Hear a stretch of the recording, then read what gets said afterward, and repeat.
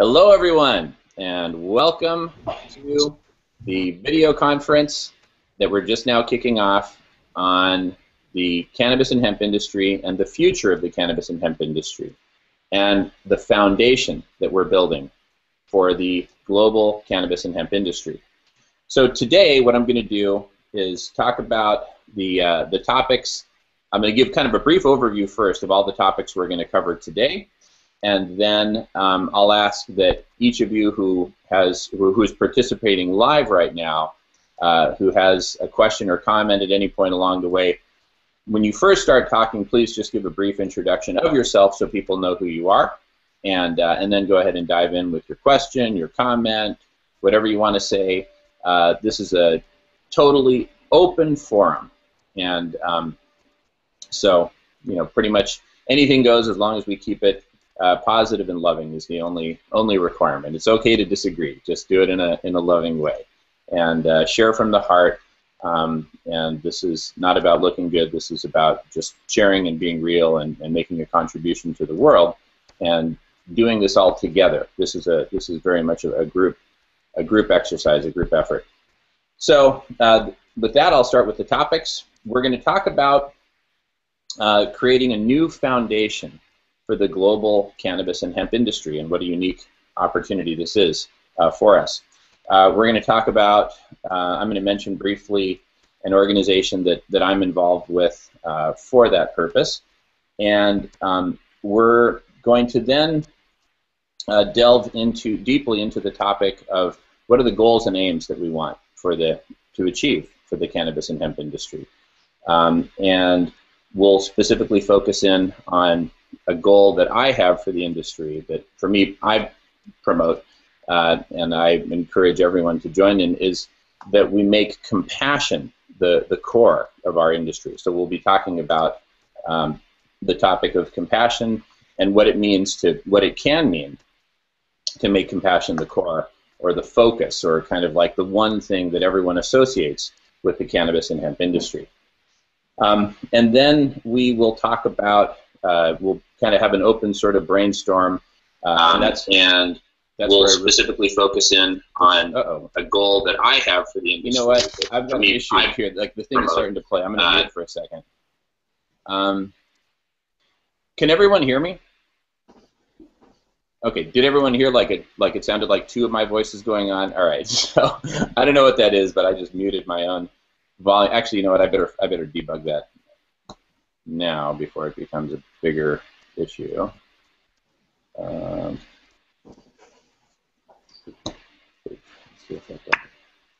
Okay, that seemed to have solved it. Sorry about that, guys and gals. And so then we'll have like an open conversation about these topics, because this is going to, that's the topic of compassion, and the things that I want to share with y'all about that are going to spawn some really interesting conversations. So, and that's where I really want everyone's input. So please, dive in and let's make it a really rich conversation.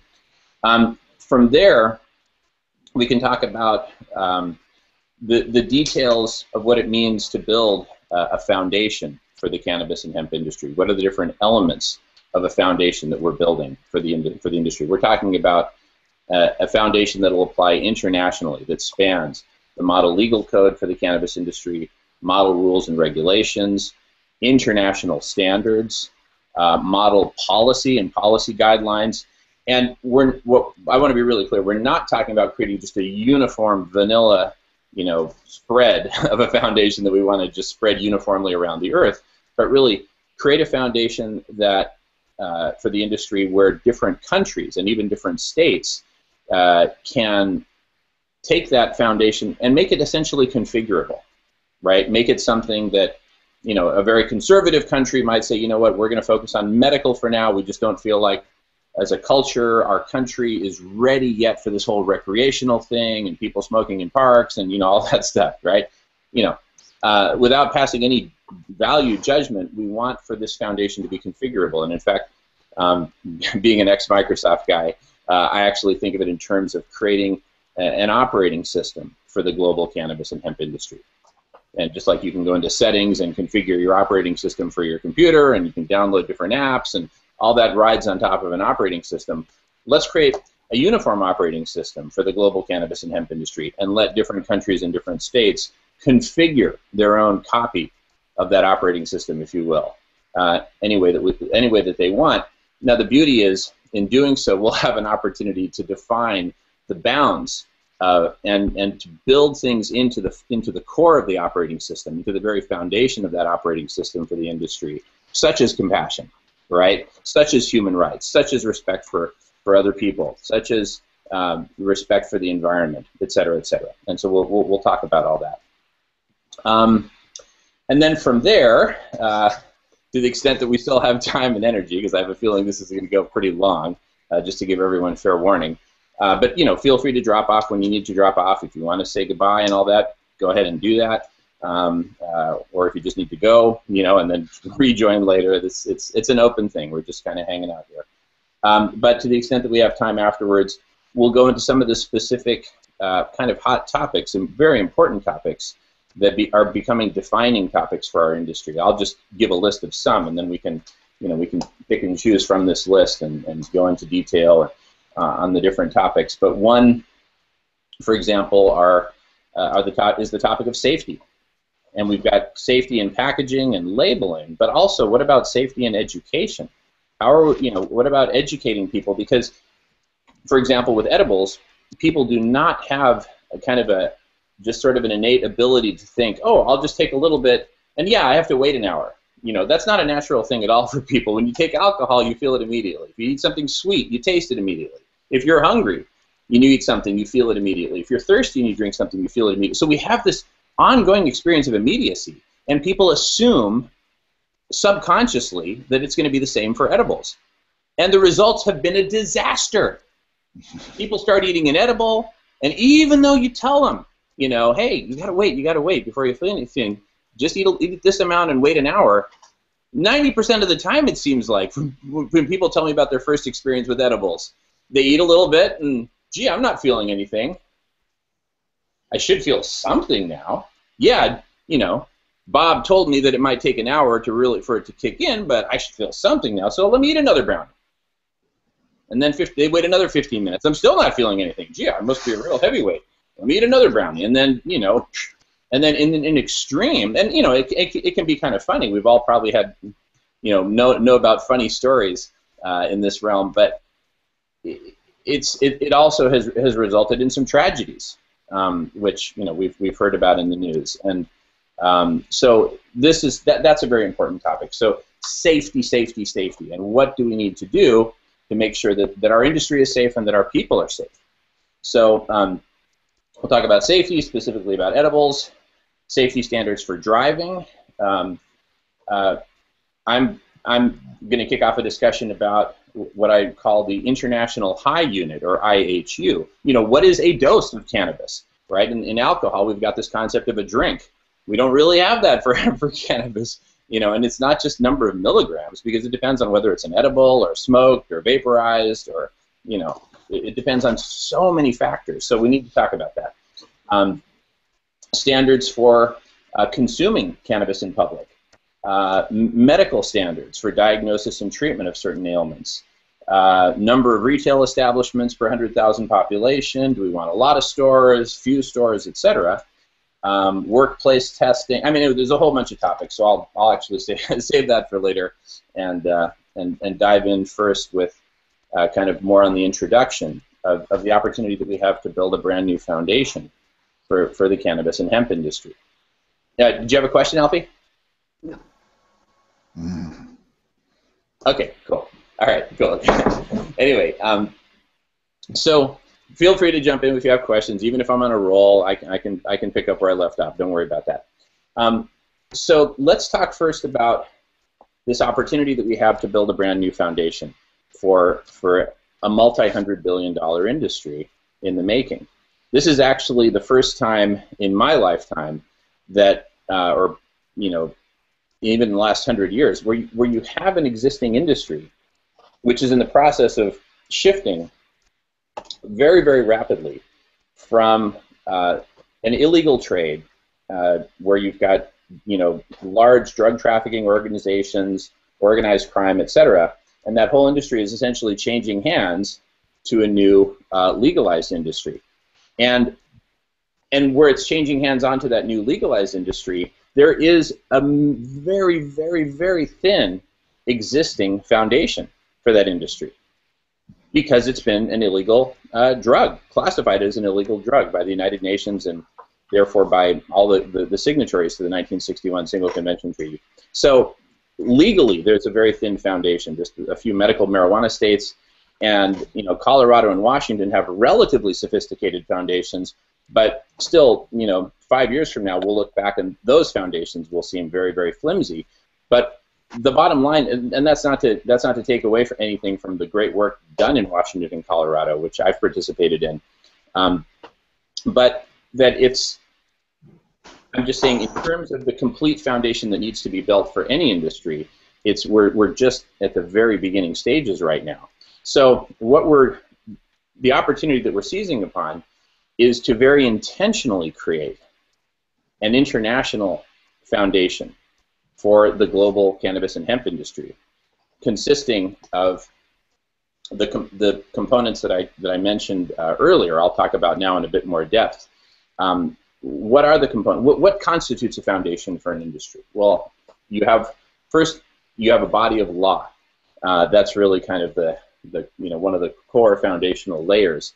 And right now, each country and each state are crafting their own laws, and they're trying to learn as best they can from other examples around the world. So, for example, Alison Holcomb, who was the chief author of Initiative 502 in Washington State, she's traveled to Uruguay and met with the Uruguayans to help transfer some of her knowledge and experience writing laws for Washington State to help them with drafting their own laws.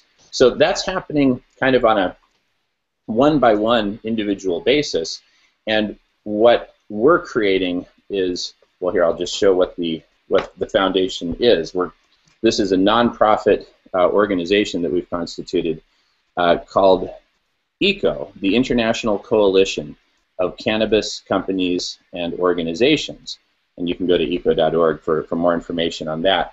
And what it is it's the International Trade Association for the global cannabis industry.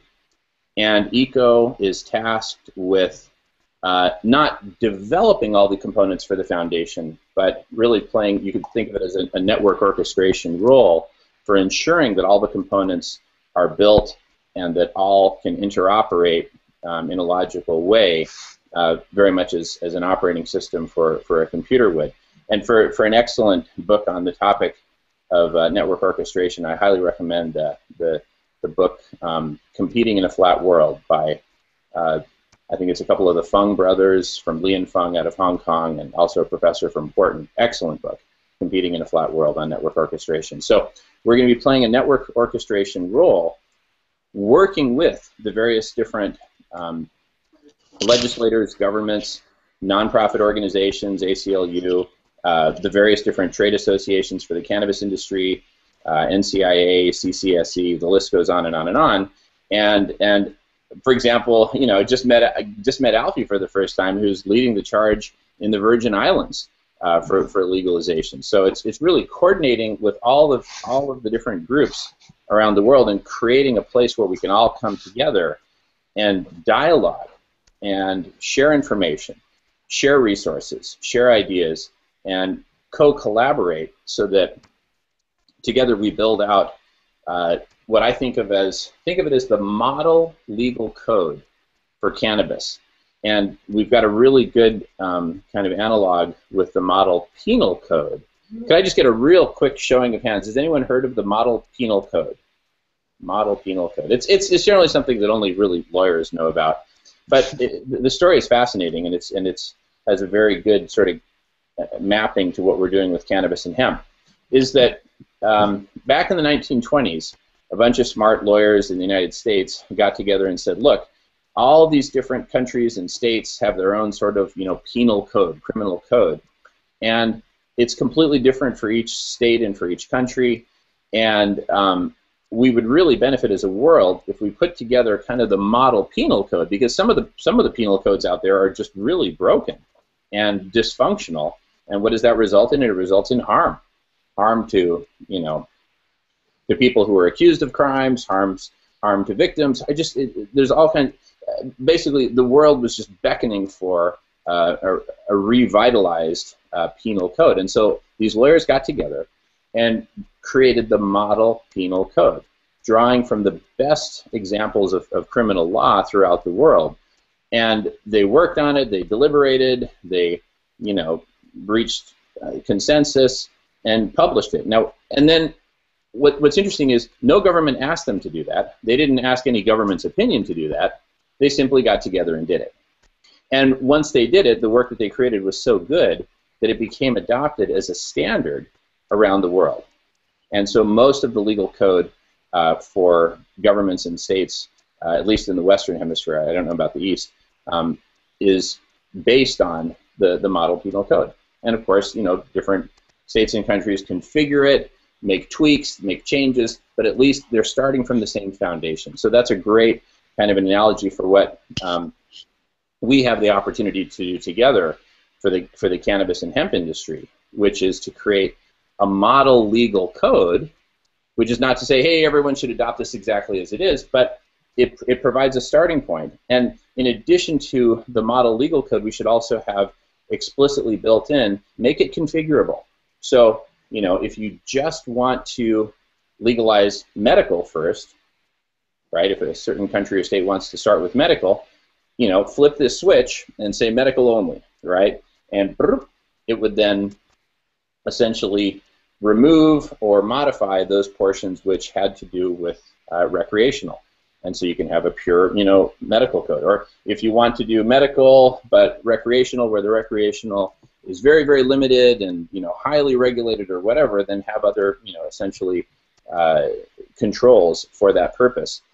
And that then is a good segue into another essential component of the foundation, which is a set of model rules and regulations for the cannabis and hemp industry. And there's, a blurry boundary between laws and rules and regulations. Rules and regulations is basically where the rubber meets the road, and we take the law that's been passed and we actually make it implementable with very specific details, guidelines, rules, etc. And then, likewise, another essential component to facilitate all of that are the standards for the industry. And the standards span safety, packaging, labeling, communication standards, education standards, to standards for growing, for which pesticides, herbicides, etc., standards for organic, how is organic defined, etc., etc. So that whole set of standards is another crucial component. And then another essential piece of the foundation is policy. What are the different policies that are out there, the different governments have been implementing? What are some examples of model policy? And model policy, or the best possible policy for a given country or state, that's an evolving conversation because there's so much that we still have to learn. But again, we can build in the foundation the best guidelines for model policy based on all of the studies and research that's been done as to what's most effective for harm reduction. And how does that policy work together with the law? Oftentimes, policy precedes law because laws can take years to be written and to be voted in, and et cetera, but policy can change in a moment. And so, make it an explicit part of that foundation, that interrelationship between policy and law, and recommendations and guidelines for countries and states around the world for how they can lead with policy and then work to implement the model, their version of the model cannabis code. So that's kind of a broad outline of what I mean by a foundation for the global cannabis and hemp industry. And I can't emphasize enough what a unique opportunity this is, because if you look at the rest of the industries around, of the world's large industries that are of a similar scale, measured in the hundreds of billions of dollars, many of those industries have seriously flawed foundations. I mean, look at the arms industry, the military-industrial complex. Look at the foundation upon which that's built. Look at the companies and the people who control the foundation for that industry. And just consider the revolving door between the military-industrial complex and government. I mean, that's just, it's, as far as I'm concerned, I've done a lot of work in Mexico and other countries, and I've seen, you know, corruption, and everyone says, oh, there's lots of corruption there. As far as I'm concerned, there is no more perverse, more harmful form of corruption than the one I just cited with the military-industrial complex and in this case, the United States government, where it becomes profitable for certain individuals and companies to actually wage war, in many cases on innocent people.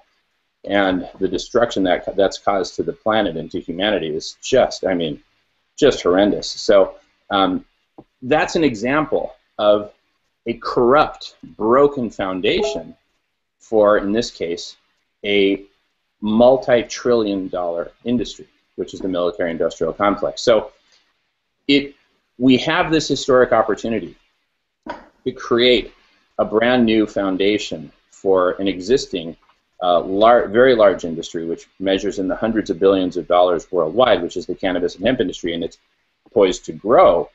Let's seize this opportunity to build a foundation for the industry based on the ethics that we all you know, commonly believe in and can reach consensus on, and the goals and aims for the industry, which I'll talk about in a moment.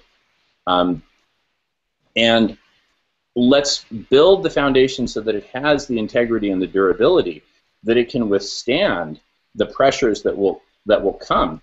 Pressures from the financial sector, companies seeking to make a fortune in the industry, companies which will then seek to defend whatever fortunes that they're creating in the industry and seek to have influence on the evolution of the foundation of the industry. So we have a golden, historic, and very unique opportunity to very intentionally create a solid foundation based on ethics of just, you know, the core human ethics of what it means to be human, that we care about other people, that we want to share, we want to protect those who are in need, and you know, just we want to have a future which is sustainable for the entire planet and for all humanity. And we'll talk more about those ethics, but this is our opportunity. This is our moment in history to create a solid, beautiful foundation with integrity for one of what is quickly becoming one of the world's major industries, if you include cannabis and hemp. So I know I've said a big mouthful there. Let me just kind of pause and just get anyone's, you know, feedback from anyone or any input that you have. And I thank you all. I see you all are muting your microphones while you're not talking. I appreciate that. I'm going to go on mute and just listen for a few minutes and just hear feedback from folks. Going on mute.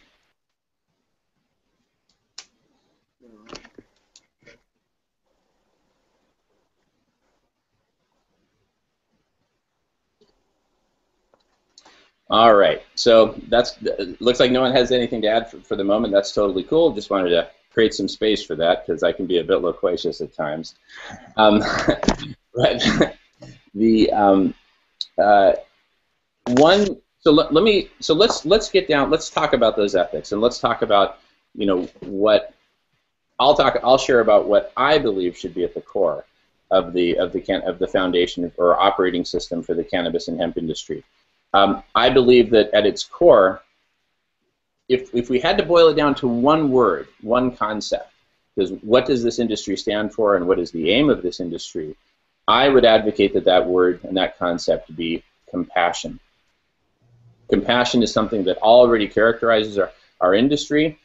You talk to the leaders of the industry, the pioneers, people who have made risks and sacrifices and in many cases been jailed, and in other cases actually died. They and we have all been working very hard for a cause, which is to help the planet to benefit from this amazing plant in so many ways, and to reduce all of the horrendous harm that's been done associated with the plant. Largely by the drug trafficking organizations, but also by governments. Governments who are violating their own people, arresting and incarcerating their own people for growing, possessing, and consuming and distributing a naturally occurring plant with so many amazing beneficial properties. So I'm going to paraphrase Carl Sagan. I'm not sure I have the exact quote memorized, but he said something to the effect that, and this was one of my opening quotes in the press conference that I did with former Mexican President Vicente Fox on May 30th of last year in downtown Seattle, which became world news. When you can just go to YouTube and type in my name, and you can see the whole press conference. President Fox gave an amazing speech, but I started with a quote from Carl Sagan, which was that the illegality of cannabis is horrendous, and that it is preventing us from making full use of a plant which helps generate the serenity and insight and fellowship and something about unity and fellowship so desperately needed in this increasingly mad and dangerous world. Just a beautiful quote. I haven't quoted it perfectly, but that's the essence of it. And so here's this plant which is providing so many benefits for humanity, but at a much smaller scale than what it could be. So it has this potential to provide vast benefits for humanity on multiple levels, not just cannabis as a medicinal plant, but also industrial hemp. And yet, instead, governments around the world are restraining that and actually incarcerating people for possessing and growing this amazing plant. And so that is so compassion is the opposite of that. It's the focus of compassion is minimize the harm and maximize the benefit. And so in terms of compassion, and here is where I will lead into a topic which at first glance some people might say, well, what on earth does that have to do with with cannabis and hemp? And but I do ask you to bear with me as I get into this topic, because it's not only something which is very close to my heart and actually gets me out of bed every single day. This is it's the reason I got into the cannabis and hemp industry. But I also believe that from a bigger picture level, that this issue that I'm about to bring up can be the issue which literally takes the cannabis and hemp industry from being a black sheep, and does the world need another drug? Why do we want to legalize another drug? We've already got enough, all that whole black sheep level conversation, and it makes people lazy and it screws up people's lives, and whatever, all the lies and myths that have been circulated about cannabis. It takes it from that black sheep status up to the status of a white knight. And from the perspective of marketing, from the perspective of PR, from the perspective of changing people's opinions, transforming the way that people look at cannabis and hemp, that's something that is very, very necessary and actually urgent if you consider the massive amount of harm that's being done associated with cannabis and the illegality, the prohibition of cannabis, and the benefits that we can actually achieve with it. And it's also necessary because if you consider it in the context of the new foundation that we're building for the cannabis and hemp industry, to the extent that this and other key issues and topics, the one that I'm about to get into, can be used to really propel the industry to being front and center in terms of people's attention around the world. We can accelerate the responsible legalization. We can accelerate the building of this foundation for the entire industry. And once we achieve the things that we have the potential to achieve with building out this new industry and transforming the industry, this can become a model for other industries. And the other industries of the world will look to this white knight called cannabis and hemp and say, wow, look at what they're doing. Let's take a new look at our own industry and see what we can learn from the cannabis and hemp industry. Now, to do that, I'm going to invite us all to think big. Let's think beyond just the specific topics which have been confined to cannabis and hemp, and let's think bigger. Let's think about the potential that we actually have to set an example and lead all of the industries in the world. In other words, let's create an industry that is so positive, so loving, so caring, so compassionate, compassionate to the planet, compassionate to humanity, compassionate to ecosystems, compassionate to future generations. Let's create an industry that is so loving and so compassionate and therefore so powerful, because what on earth is more powerful than love and compassion, that it becomes a model for other industries and an inspiration for other industries to undergo a similar transformation. You all with me? Cool. All right, all right. I'm gonna again pause and mute my microphone in case anyone has anything to say before I get into my favorite topic, which I'm about to get into. So I'm going on mute for a bit here.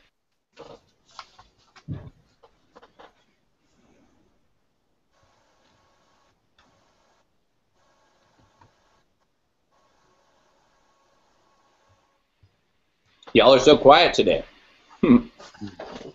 We're mesmerized. Let's see here.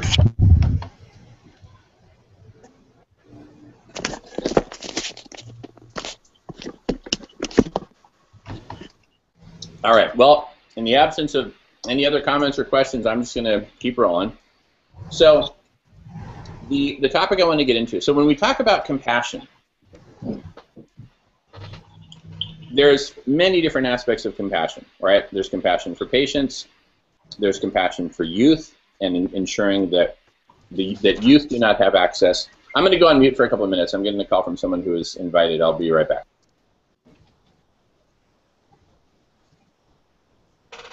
You stopping the recording is all? Nope, still rolling. Still rolling. Hey, Bob, visit me on Facebook.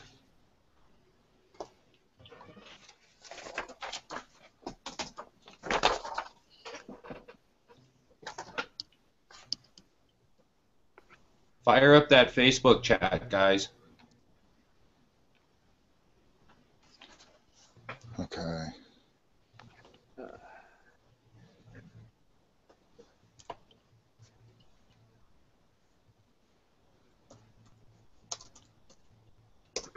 Hey, so Dan, so how did that footage from the hemp thing go? Remember when we planted the hemp?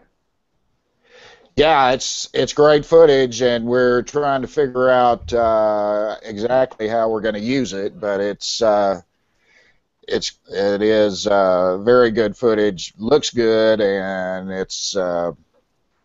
it will be very useful. It's going to be a long process, this documentary, though. So that's just the beginning. Craig Lee was just incredible. Hey guys, I'm back. Sorry about that, you guys. So we'll we definitely want to have that conversation. I just want to make sure we go in with some continuity here. And it looks like we got another friend joining right now. That worked. So all right, welcome, bud. Thank you. You want to give any kind of intro, or do you want to be sort of just quiet? I don't mind. I'm Bruce. I'm from Boulder, Colorado.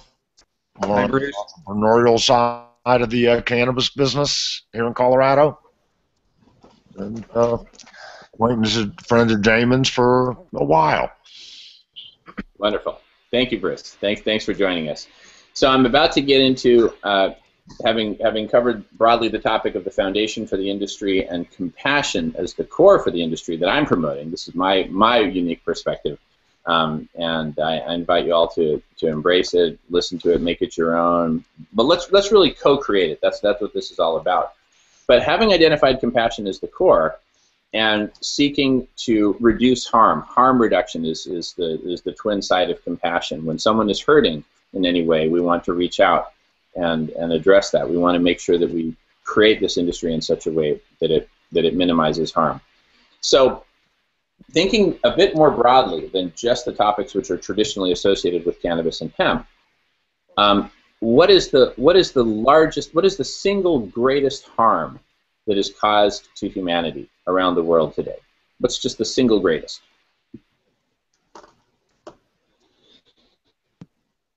Anthropogenic global warming? That's arguably the greatest long-term harm in terms of, sea level rise and all the various catastrophes that would be associated with with global warming. And so you're probably right from the long-term perspective. I was just thinking about like in the here and now, right now, if you just take a survey of all the, 7.5 or 8 billion people around the world and just say, clean water and food. Pardon me? Clean water and food. Clean water and food. There you go. I would agree with that.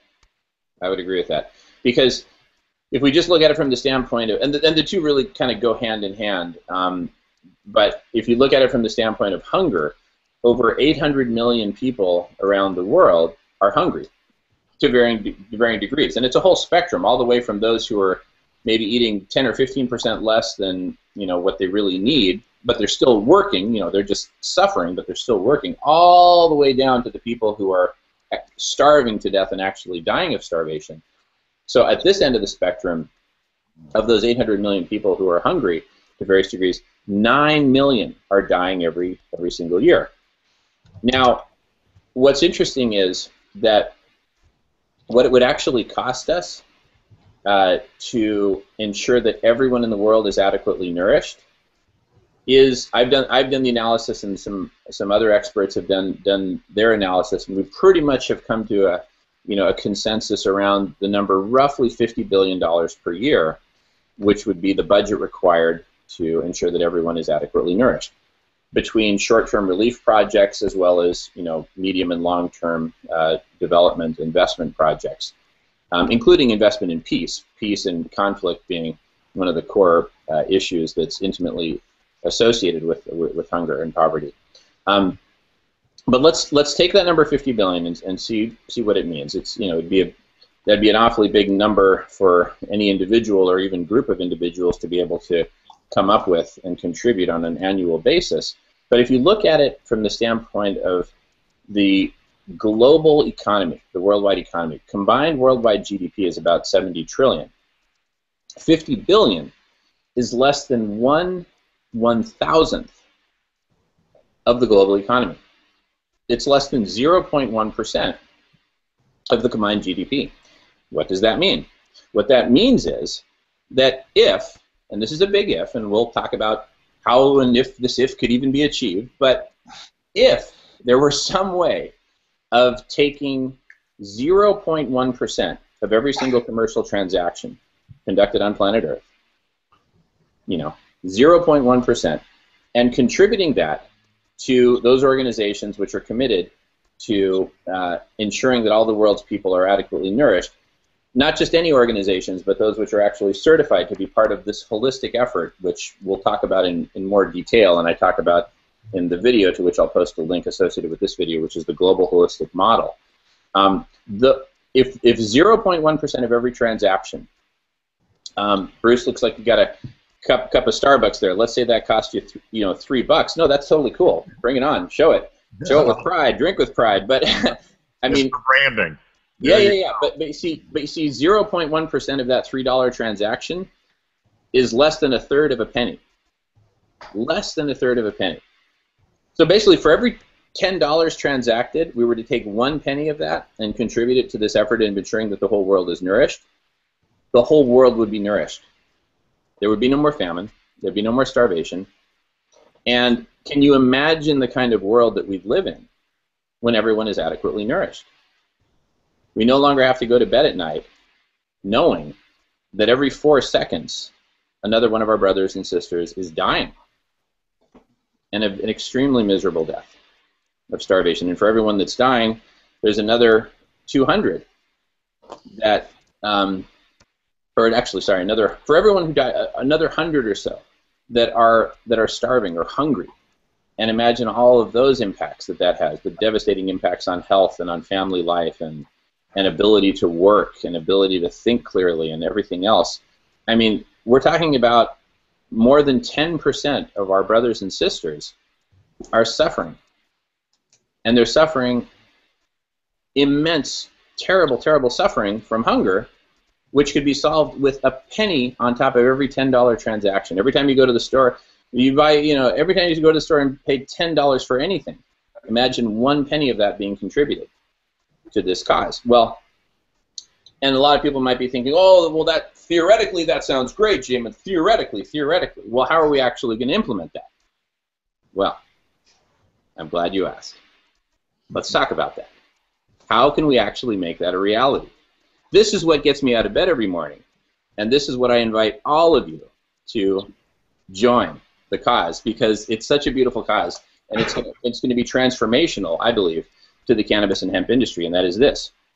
That if as part of, so with ECO, we're going to certify those companies which are certified compassionate. In other words, we're going to make, this is what I'm proposing to the board of ECO. It's not, it hasn't been officially voted on yet.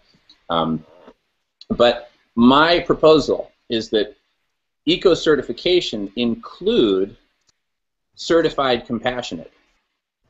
So if you want to be certified, certified compassionate, what does that mean? To be certified compassionate means, among other things, this would just be one pillar of it, that you contribute 0.1% of your revenue to those organizations which are in turn certified as being part of the holistic effort for ensuring that all the world's people are nourished, aka ending world hunger. I don't like to say ending hunger because it's a double negative. I like to put it in positive terms.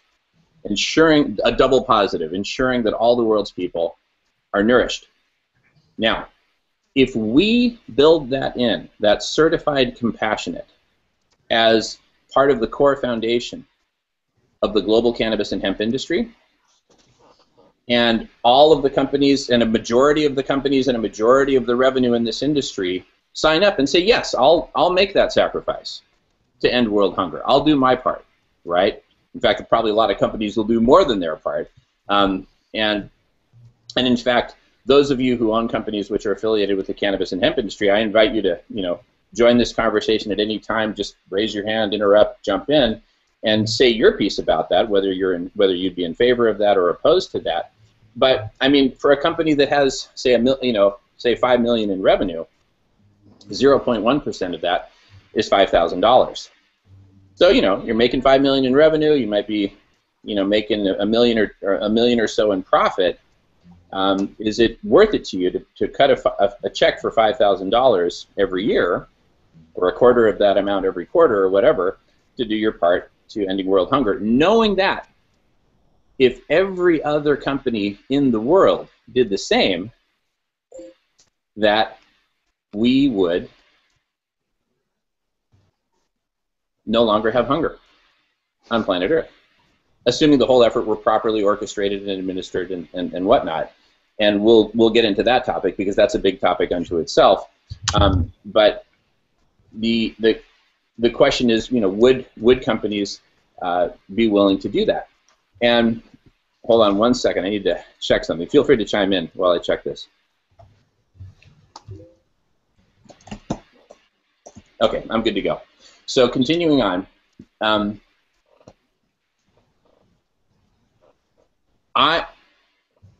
this is something. Well, and again, feel free to jump in with feedback. I'd love to hear. Just jump in. You don't even have to, don't wait for an invitation. I really want this to be a conversation.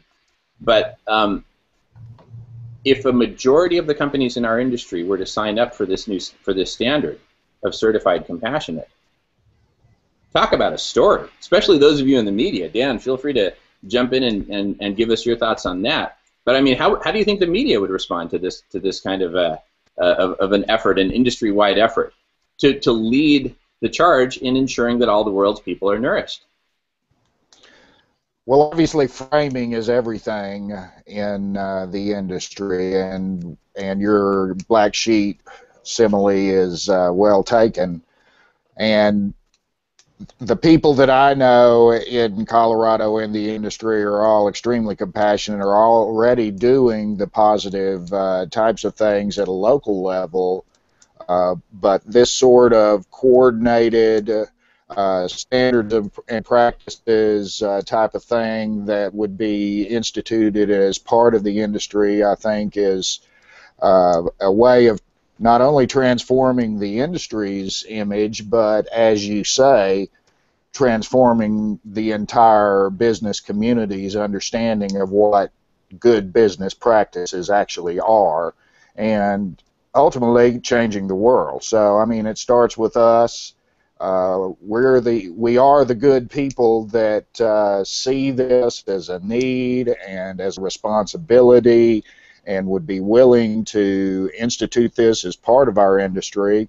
And as part of it, as a documenter of the industry, as a person in the media, I think it would be a selling point on so many levels. But more than anything else, it would establish the ethical standards for the industry that all the people I know already have. But there's so much money, as you say, in it that even now corners are being cut.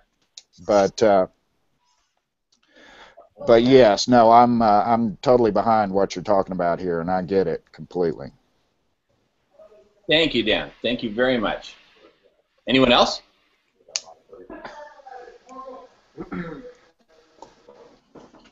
All right. Now, I mean, it is revolutionary what we're talking about here. Let's not make any mistake about it. We're not talking about a tiny little program. Alfie, well, I want to ask Alfie. Alfie, what do you think from your frontline view right now of the necessities of an economy based on cannabis and hemp from the ground level? I mean, this is an economy. The Virgin Islands is probably one of the strictest locations for it. You're on the front lines of, a lot of stuff. Well, I mean, it has been the backbone of the economy, like the underground economy, since the beginning. Yeah.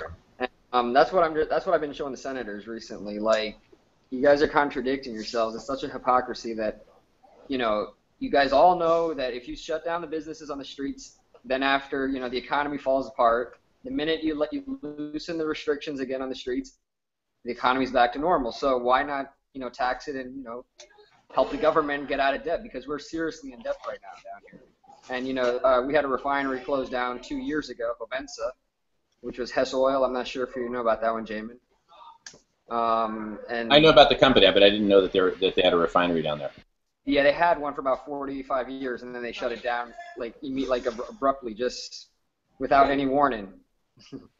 And that was about 2,500 jobs that got lost. And then, the trickle-down effect, that's probably another 5,000 more jobs got lost because of those in different industries. So about 10,000 people moved off the island within the past 2 years. And we can turn it around with even just with medical cannabis, we can turn it around, because I've talked to the senators, and I told them one key component of the law has to be that all states that have medical cards, their cards can be transferable here. So patients can come down here on vacation or extended medical stays. And, we have the warm weather, we got the beaches, so certain conditions you can rehab better in the salt water. And we can start, actually making hotels that are designated entirely for, medical retreats. Wow.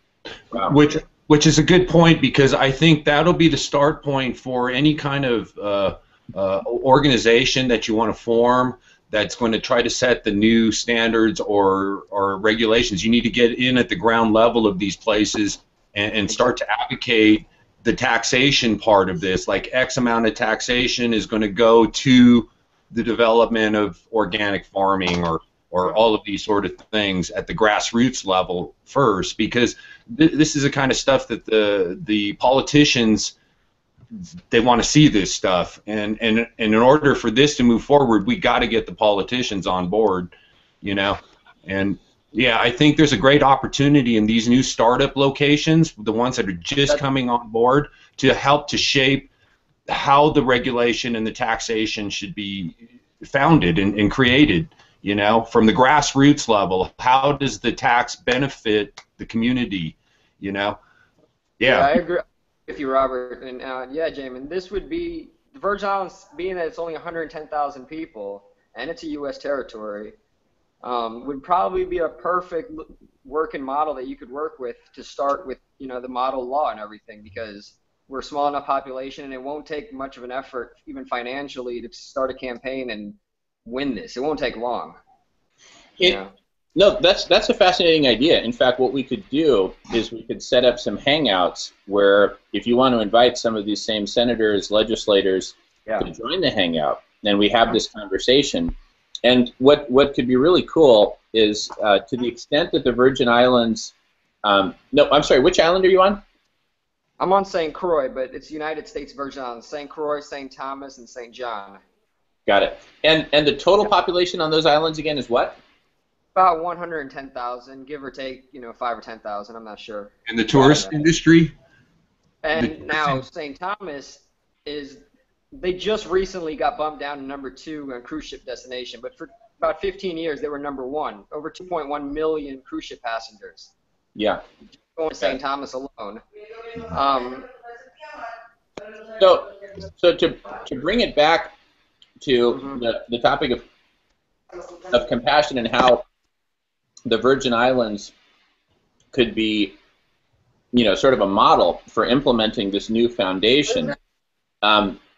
I think that the size of the Virgin Islands makes it a kind of it's sort of an ideal size for that purpose, because it is small. There's a lot of tourism. This could actually create a model for medical tourism, and it could be something that would be phenomenally profitable for the island. So I would say that among the various different countries in the world, this is one that could actually experience the biggest growth potential on a per capita basis. And in terms of generating revenue, I mean, you're talking about the most benefit to in a small kind of a controlled situation, 100,000 people. It is a scaled model basically. Yeah. And it is starting from zero. So what I've been trying to do with Alfie is try to get him as many of the top advocates that are in the United States and the world to start to focus on helping these kind of causes. And also with Jamaica also is coming online. We should have information this weekend about how Jamaica is going to go. It's real important that we look at how cannabis taxation or the industry affects local economies. That's like the biggest case study we can do at this stage, And once you figure out the taxation and how it affects the local economies and also politics in general, the tidal wave is beginning to hit. The tsunami's starting to roll now, and this politics, the taxation, all of that's got to be the cutting edge, and it is definitely about the people,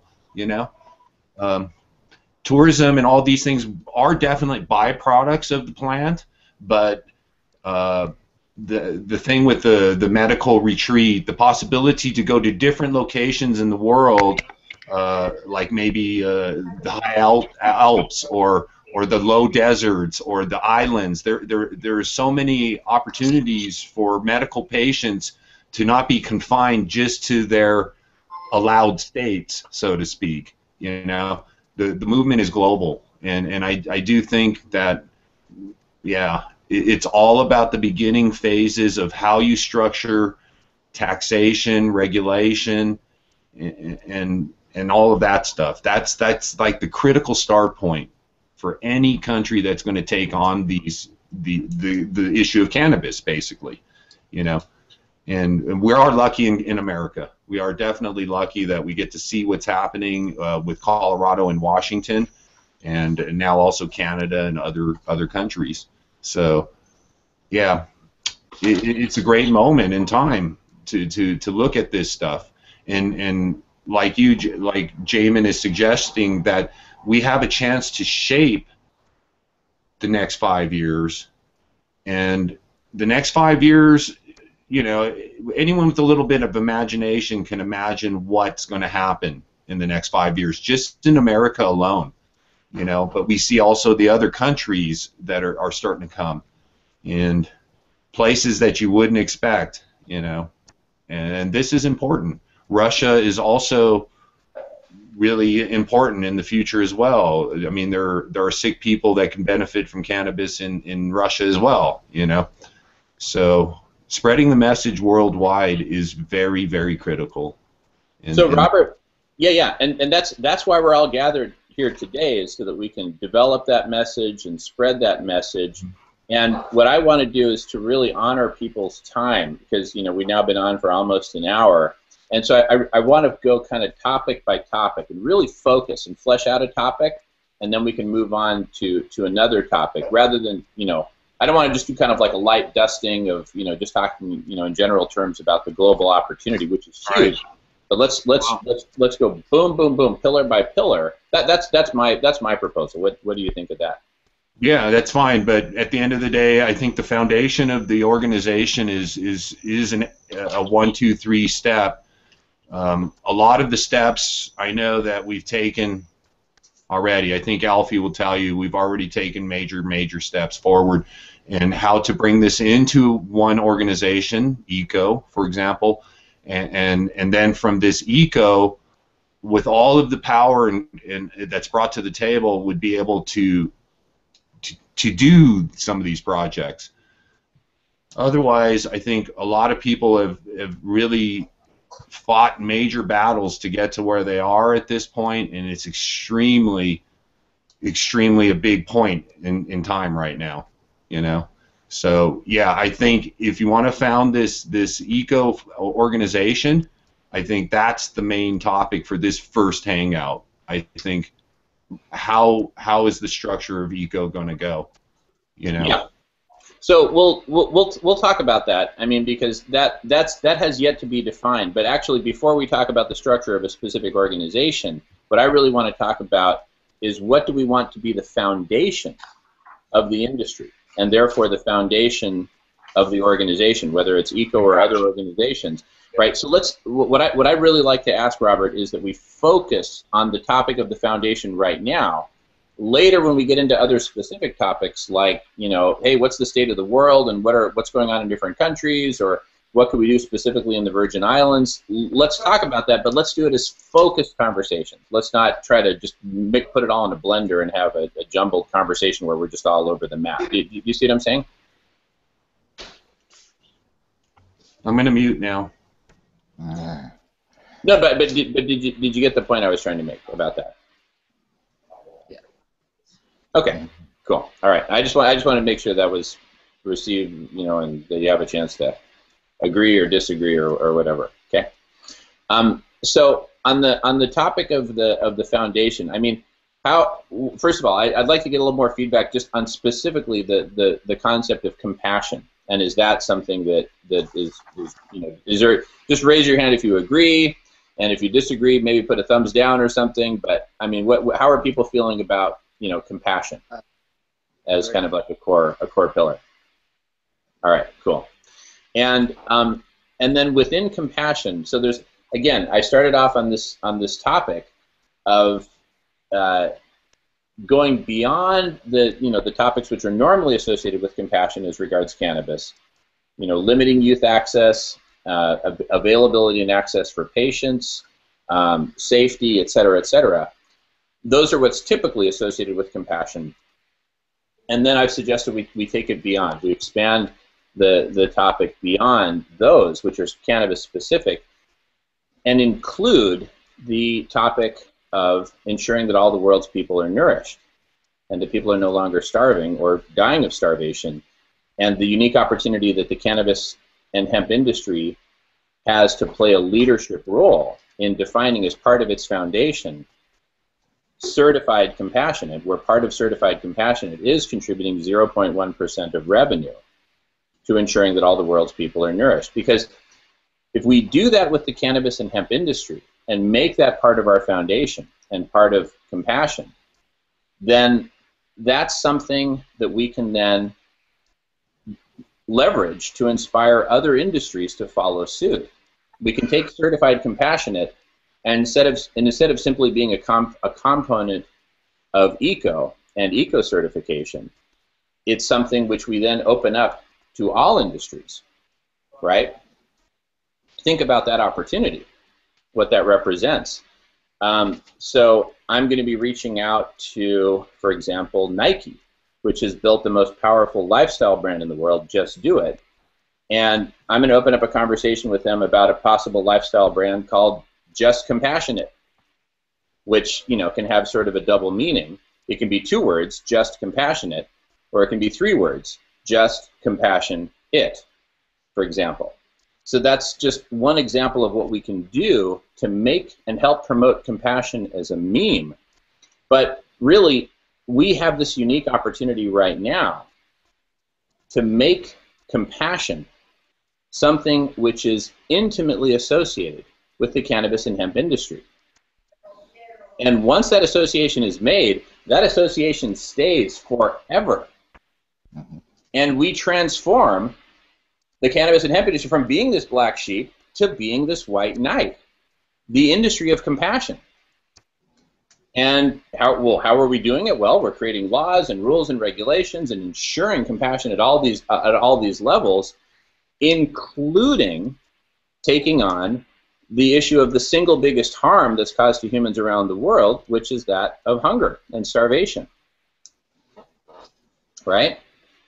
We're putting our money where our mouth is. 0.1% of revenue to those organizations which are certified as being part of that effort, the global holistic effort, to ensure that all the world's people are nourished. And then in terms of compassion, obviously there are a lot of other issues that are associated with compassion at a global level beyond ensuring that the world's people are nourished. There's the issue of, there's the topic of peace. There's the topic of climate change and desertification, which is a major driver of climate change, and it's a very vicious cycle that we're in with climate change and desertification. So certified compassionate can include compassion for the entire planet, not just for those who are hungry, but compassion for the entire planet, for all the world's people, and for all the world's ecosystems and the world's climate and environment at multiple levels, which in turn is an essential component to compassion for future generations, right? What we're essentially asking our children and grandchildren to do is clean up for this big party that we're having right now that they're too young to be a part of. They're too young to enjoy the party of, you know, SUVs and yachts and flying everywhere on vacation and driving everywhere. You know, they're too young to participate in that party. Not like it's any fun for the rest of us either. But then they're going to be asked to clean up for it, and they may not even have the resources to clean up for it if we continue on the path of climate change and devastation that we're wreaking on the planet. So what I'm proposing is the beginnings of a global effort focused on compassion, which the cannabis and hemp industry has an opportunity to actually lead. We can lead the charge on compassion. We can make compassion the core, and we can do some things which will make a very significant impact. I mean, I believe that compassion and ensuring that all the world's people are nourished, for example, as a starting point, from a marketing standpoint, from a business standpoint, from a PR standpoint, I believe that compassion and ensuring that all the world's people are nourished represents a huge, unexpressed consumer need. I believe this is something that all of us care about, and all of us want to care about and want to make a difference in. But we don't really have the vehicle for doing that. I mean, sure, there's a bunch of organizations that are out there that have been, you know, collecting donations for addressing hunger for decades. But the problem still remains, and then, of course, people don't really know what happens to their money in most cases where they donate to these organizations. How much of it goes to just pay the administration and the overhead, and how much of it actually gets to the people, etc. So, you know, people have these concerns, people have skepticism, but beyond that, I really think that leaving it up to individuals to make these contributions without giving them a clear mechanism for doing so is it's fraught with challenges, right?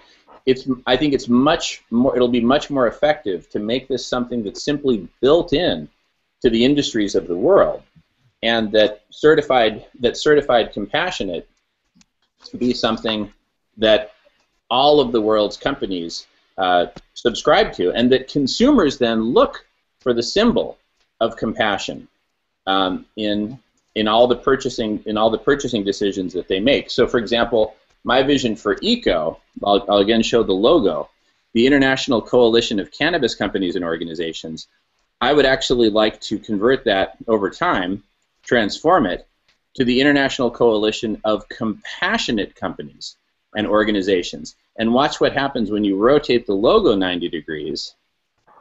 What do you see? Looks kind of like a person, doesn't it? You've got a head, you've got feet, and then in the middle, in the green, it's like you have arms. And I look at those arms, and it looks like a mother swaddling a baby, right? It's like Mother Earth. Mother Earth is nourishing us. Let's nourish and take care of Mother Earth so that she can do her job. And so imagine that becomes the symbol of certified compassionate. Just imagine.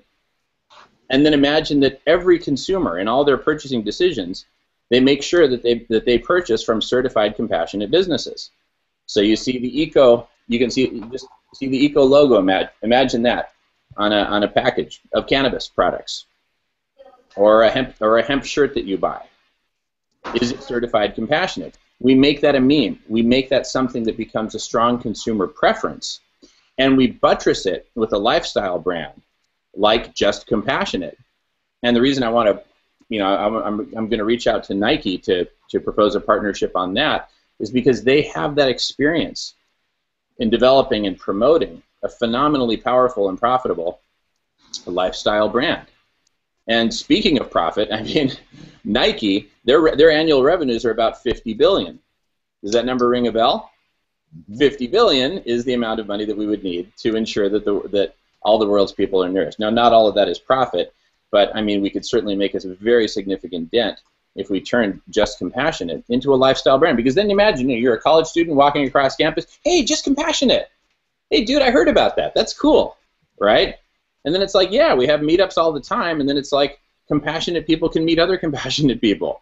And who on earth doesn't want to be compassionate or to be surrounded by compassionate people? So I believe that, you know, see, Just Do It, Nike's Just Do It, which has the underlying assumption, yes, you can. Just Compassionate has the underlying assumption, and see, that's why Just Do It is so powerful. Because if I say, Robert, just do it, right? The underlying assumption is, Robert, yes, you can. You have the ability to do it. You can do it, right? And if I say Just Compassionate, it's a message to the whole world. And the subtext, the underlying message of that is, yes, we can. Yes, we can. So I believe in my heart that we're on the cusp of a global movement to make compassionate the #1 lifestyle brand in the world, or Just Compassionate, if you will. I'm using Just Compassionate sort of as a placeholder. It's, you know, working with the folks at Nike, we might come up with some other name. But so just think of it as a placeholder. But you know, who knows? It may take off in its own right. So with compassion at its core, I believe we can both transform the industry and transform the image of the industry, transform how we're seen by the rest of the world. And what a phenomenal story. Because we are now at a point that since we're launching this, and we're going to be holding a whole bunch of different hangouts. Robert and I have talked about holding you know, specific hangouts, and we can and actually that's one of the things I wanted to mention, Robert. Robert, there's so many topics that we can be talking about here. Why don't we hold specific hangouts for specific topics, right? And then we can have a hangout that's just specific to the U.S. Virgin Islands and the efforts of implementation there. We can have another, you know, hangout on the topic of Russia and what's going on there. Another one on the topic of Colorado, and you know, hey, let's review where we're at in Colorado, where we're going next, et cetera, so that we can kind of maintain that focus. So anyway, and Dan, I see you're rocking your head up and down, and as a big media guy, that gives me confidence that you know, we can do something very powerful with this. We can essentially create a network of conversations on all of these topics. Let me go on mute and see what people have to say at this point. Well, I think that the product itself lends itself to compassion, because growing hemp is much more eco-friendly. The biomass produced from hemp is useful in all different ways, from fuel to lubricants, and it is completely eco-friendly. So, not to mention the medicinal effects of the cannabis plant itself. I mean, we are a holistic product, a compassionate product, and so it's a perfect fit for our industry. I mean, it would not be difficult to sell it because that's the way it is already in so many ways, and especially if we establish the right standards and practices, and compassion as part of that, then it becomes an ingrained part of the industry, and then we become the white knight.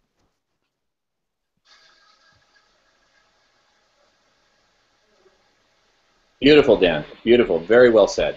Very well said.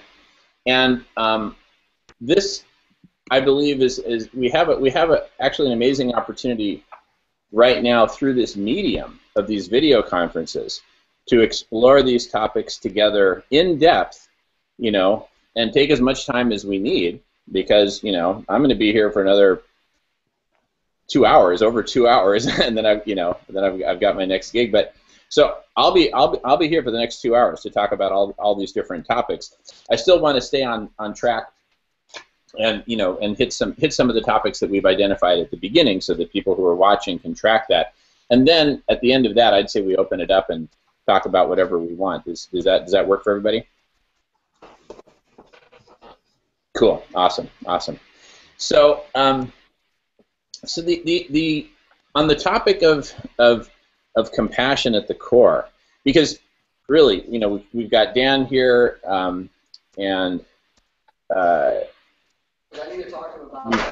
there's, you know, there are other folks in the media who we're talking about. Keegan, who was just on. We're talking. The media is developing quite an interest. Oh wait, hey Bruce, we can hear you, bud. You mind muting your mic, or were you trying to talk to us? I'm sorry. I thought I had the mic muted. No problem, bud. No problem. So yeah, because I got to take off. It's horse time for my family. Sounds good. Enjoy. I'll listen for a couple more minutes while I'm figuring stuff out. Sounds good. Thanks, bud. So the media is finding this story very, very compelling. In fact, I met with a television production company down in Los Angeles that does documentary television series and some reality shows and whatnot, and they said there is so much pent-up demand for this kind of thing. I mean, imagine we do a documentary television series that, you know, airs for an hour a week, and hey, if there's any lack for footage, grab the Google Hangout video that we're recording right now. You know what I'm saying? I mean, the concept I'm working on right now is a cosmos for cannabis. Wow. I mean, wow. Tell us about that, Dan. I'm fascinated. Well, we would explore the history of the plant, its uses from the beginnings of time, how it has been used as medicine, and then we would go into the science that we're discovering now, the way the cannabinoids interact with the endocannabinoid system, and how that enables the organs and the rest of the body to heal itself, to regulate itself better, to fight toxicity, and all of the anecdotal stories about cancer healing and all of this seizure disorder healing that's going on. There is a huge amount of good science, and it would make incredibly compelling TV, I feel. Yeah, cool. Wow. Well, thank you for doing that, Dan. And you know, so a lot of that, you know, you start from the very foundations of history. So you go way back, you know, the 8, 10, 12,000 years, however long ago it was first, you know, cultivated and used in China and that part of the world. Bring it all the way up to the present, and then here's the exciting thing. from the present, we can then go into the future. And we can say, this is what we're creating with the cannabis and hemp industry. And this is what we're creating with compassion. And we can talk about the future and create a vision for the future where over the next few years, and in fact, I think it can certainly be accomplished before the end of the decade, the cannabis and hemp industry will be known as the industry which led, let me start that over again. The cannabis and hemp industry will be known as the industry which led the successful effort to end world hunger. I mean, what a legacy for the cannabis and hemp industry. It will forever be indelibly branded in people's minds as the compassionate industry.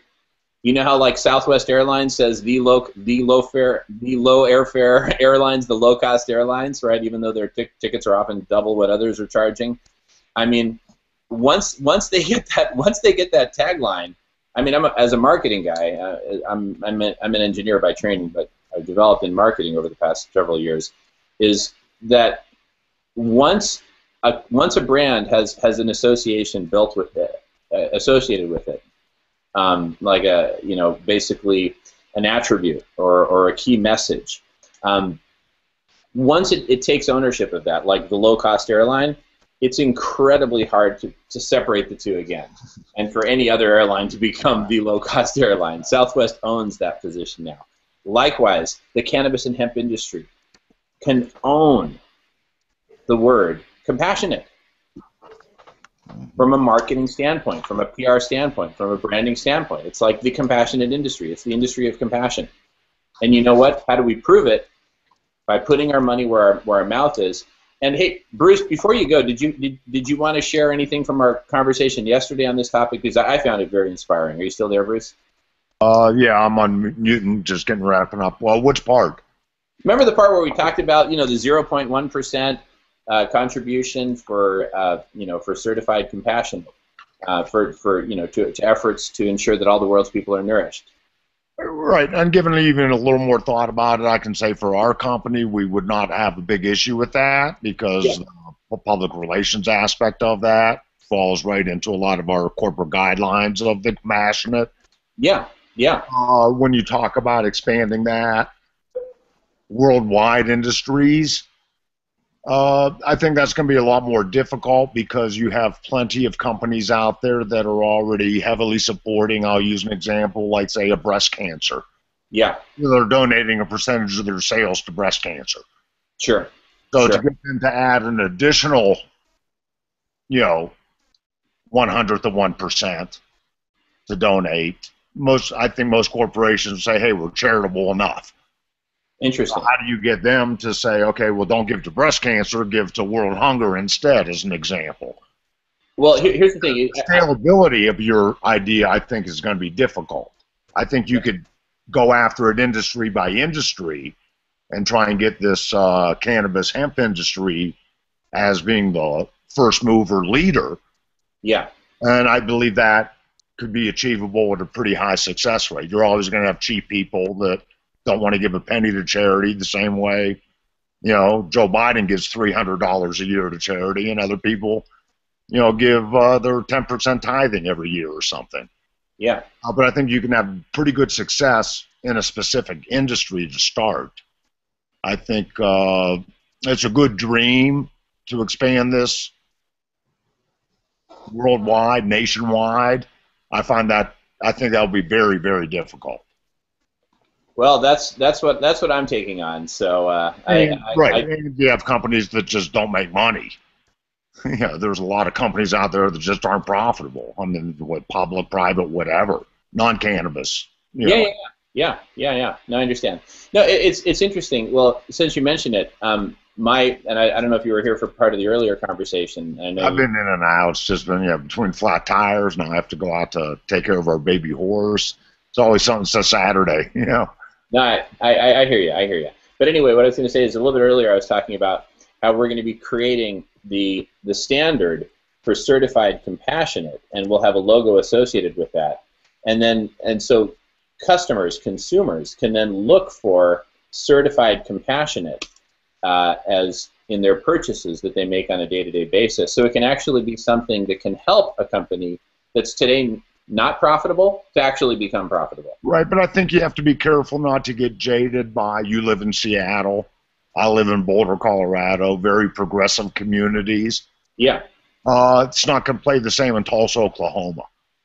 No, for sure. But what's interesting is when you have a national brand, right, that chooses to be either certified compassionate or not, then they're going to look at where they're making the most of their money and where they're selling the highest volume and perhaps at the highest margin, and that's typically going to be in the blue states of the country, the West Coast, the Northeast, etc., Colorado, right? And so they're like, look, if we have to pay another 0.1% of revenue to some cause that maybe we're skeptical of, or maybe we'd rather not pay, or whatever, but it's going to give us a boost of maybe 5% in revenue, then I think the case will very easily be made that it's a net positive financially. Right. Well, I think that'll be a very interesting number. I mean, I'll use a Seattle business, say the coffee business. Yeah. And if Seattle's Best Coffee does it, yes. As an example, are they going to take sales away from Starbucks by having the certification? And are you going to be able to put a number on that increase in their sales? Because obviously every cup of coffee they sell extra has to come from a competitor. We're not creating intrinsic growth in coffee drinkers. Yeah. No, so that's, I think, part of the equation that really has to be thought about and trying to get out. I'm not as altruistic as you are, but I'm more basic financial maybe than you are. Well, let me answer your questions because they're really good ones, and the answer is yes, yes, and yes. Seattle's Best Coffee will take customers away from Starbucks because people will walk the extra 3 blocks to go to the coffee shop that is certified compassionate. It will be a very in thing among Seattle coffee drinkers. I guarantee you that. Okay, well that's, I guess, my questions. I'm not a Seattleite, so. And the answer to your second question, your next question, was also a yes. We will be able to quantify that. In fact, I'm going to invite probably the Harvard Business School and Stanford and actually as well as University of Washington Foster School of Business to do a business case study on the increase in revenue and profit by going certified compassionate. And I'll reach out to Seattle's Best Coffee, maybe even Tully's. We'll reach out to the underdogs of the Seattle. You have to. The leaders are leaders. The leaders are going to get dragged into it. Now, there's certain exceptions. I'm going to reach out to Nike, and I'm going to reach out to Ben & Jerry's because, Nike for the reasons that we discussed, and Ben & Jerry's for a different reason, is because they've actually taken the lead on establishing, donate 1% for peace, for example, is something that's been a part of their company for forever. And so there are certain well-known national brands I'm going to reach out to invite them to take a leadership role. But it's going to be a lot of the underdog brands that are going to lead the charge here. And then when Just Compassionate, and that's codenamed Just Compassionate, becomes the #1 lifestyle brand in the world, the Starbucks, the McDonald's, the Burger Kings, they'll get dragged into it. And if they get dragged into it kicking and screaming, let them get dragged into it. As long as they're dragged in, I agree with that. No, they will be dragged in. I am making it my life's mission to ensure that the global economy rally around compassion. And as a bare minimum starting point, ensuring that everyone in the world is nourished. But here's the fascinating thing. Once we ensure that all the world's people are nourished, the companies that play this right, that play this strategically, and become the early adopters of certified compassionate and take advantage of the PR that we'll give them, large companies that go certified compassionate, I will personally go to their headquarters or wherever they want, and we'll do a press conference together announcing and celebrating the fact that they're certified compassionate. Okay, I will do that, and they will get a big boost. It's like, wow, the Bill Gates of cannabis, former Microsoft executive Jamin Shively, co-founder, all the platform that I already have as an individual in the cannabis industry, we can leverage that.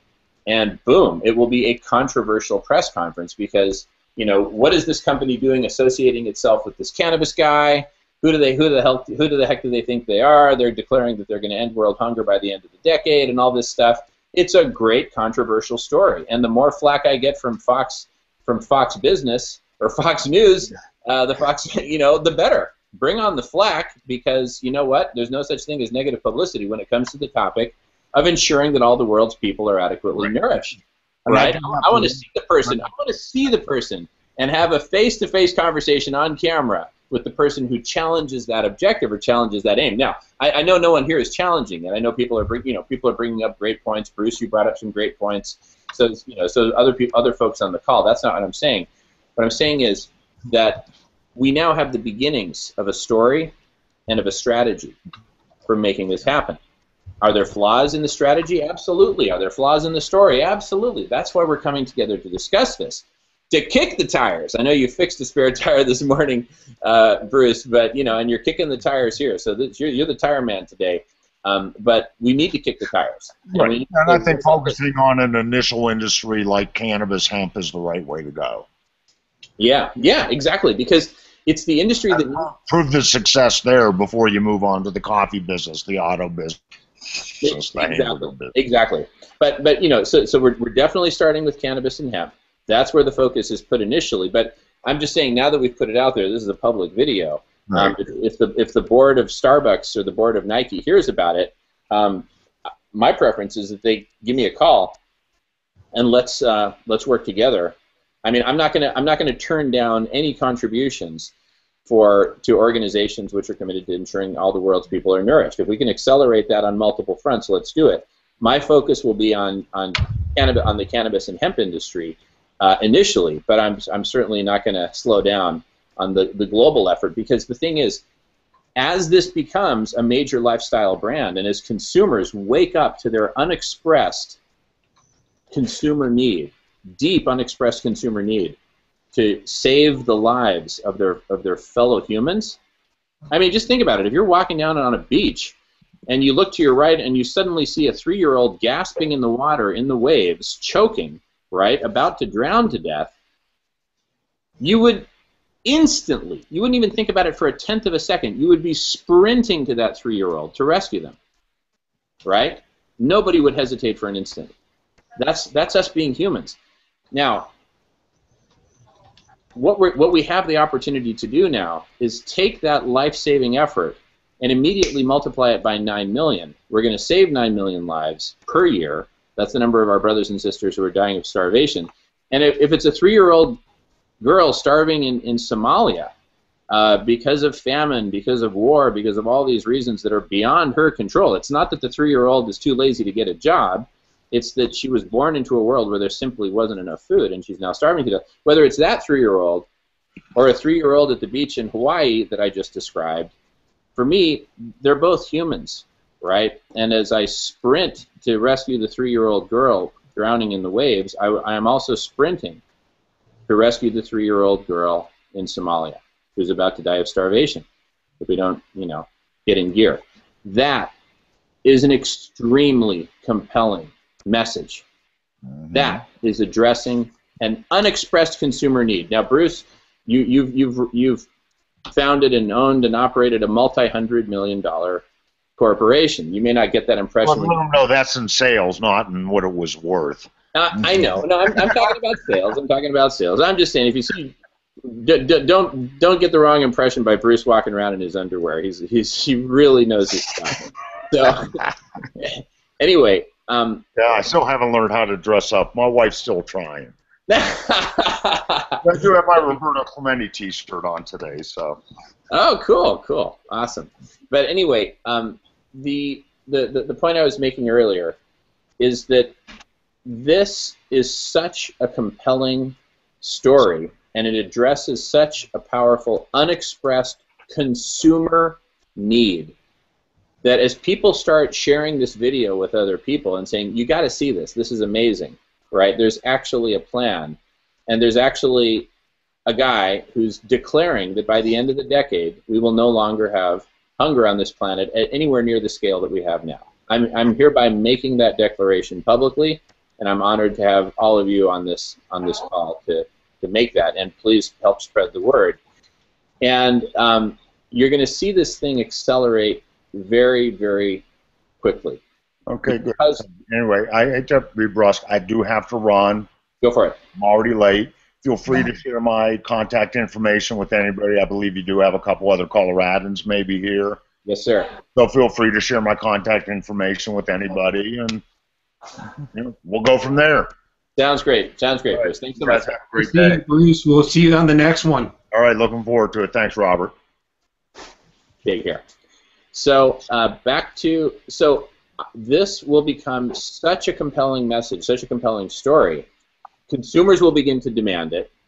And one by one, you're going to see cannabis and hemp companies pop up and say, boom, we're certified compassionate. I'll fly to Denver. I'll fly to Boulder and do a press conference with any cannabis and hemp company that's ready to get on camera and sign up to be one of the first companies that's certified compassionate.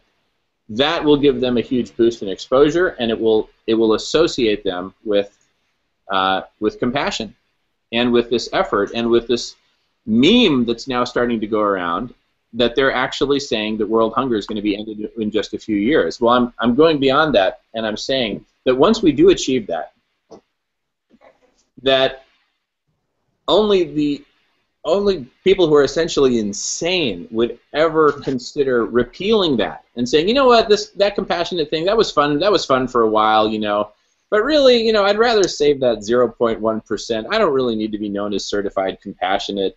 Let them starve, let them eat cake.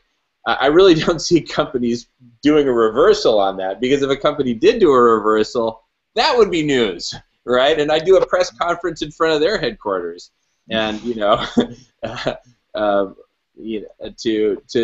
demand an explanation, right? I mean, it's like once the world gets a taste of having a full belly, all of the people in the world, it's kind of hard to go. I think it's going to be pretty hard to go back to starvation. And if anyone has any questions about the feasibility, about how to achieve this in a way that's sustainable, please watch the video called the Global Holistic Model, which I'll post a link to in the next video.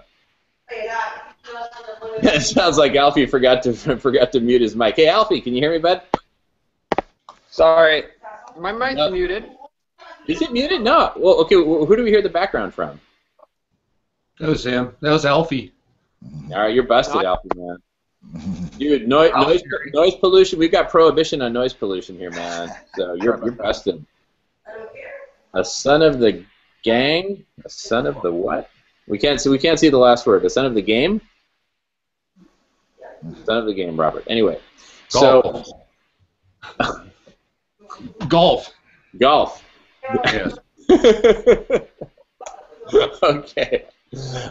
Anyway, so the this is going to spread like wildfire, and the companies that embrace it early on are going to see huge leaps in recognition, and to the extent that they have something that they can sell, sales. And I say that because there's a lot of cannabis and hemp companies out there that don't have anything to sell yet, or don't have a permit yet to sell, but they do have a brand to build. And what's kind of interesting in those cases is you're going to have companies that become certified compassionate, and they're committing 0.1% of their revenue, but they don't have any revenue, right? That's okay, right? The important thing is to make the commitment to be certified compassionate going forward, so that when you do start bringing in revenue, you're setting aside 0.1% at least to ending world hunger, to ensuring that all the world's people are nourished. So I couldn't be more excited, because, I mean, this is going to achieve so many amazing objectives in one fell swoop. And I have a prediction to make, which is that by the year 2020, all of us are going to look back, and we're going to look back at 2014, and we're going to shake our heads in sheer wonder that with all of the wealth that we had in the world in 2014, and all the technology and the communication and the media and everything else, that we were letting 1 in 9 of our brothers and sisters go hungry. And that we were letting 9 million of our brothers and sisters die of starvation every single year in, year out. having it totally within our hands. I'm not trying to put a guilt trip on anybody. It's just that up until now, we have not had the confluence necessary of ideas, of circumstances, of history, of technology, this whole Google Hangout medium, which is just so amazing. Thank you, Google. My goodness. Now imagine Google becomes a certified compassionate company, right? How cool would that be, right? And you know, now that it's out there, and this video will probably go viral, because here's the thing: this video has the potential to go viral because it's addressing this deep, unexpressed, consumer need. I'm putting it in marketing terms, but it's a human need. It's not a consumer need. It's not, it's not like I want to look at all humans as just consumers. But from a marketing and business standpoint, because this needs to be successful at the level of marketing, business, and PR, from a marketing and business standpoint, companies of the world, including the biggest corporations, know that this is addressing a huge, unexpressed consumer need. And what that means to you is the potential to increase your sales, in some cases multiply your sales, and certainly increase your profits. Because if you need to raise prices from $9.99 to 10, that'll give you that 1 penny for every $10, which is the 0.1%. Round it up. In fact, one possibility is that becomes sort of the mark of a compassionate company, is they no longer put 0.99, they round it up to $1. And say, yes, this costs $4, not $3.99. It's just a possibility. There's different ways we could do that. But one other interesting possibility of how we can get a lot of leverage here is to work with companies that are already marketing themselves as compassionate in one way, shape, or form. Like, just consider Whole Foods, for example. Let's suppose that they become certified compassionate and contribute 0.1% of revenue to ending world hunger. Let's suppose that in addition to doing that, they also signed up to work with their suppliers to encourage them to become certified compassionate, right? Now you're talking about one corporation, Whole Foods, based in San Antonio, Texas. No, not San Antonio, Austin, Texas. Now will suddenly be influencing many, many thousands of suppliers around the world, which I'm not just talking about their current suppliers, I'm talking about all the food companies that dream of selling to Whole Foods, would love to sell to Whole Foods, but aren't currently.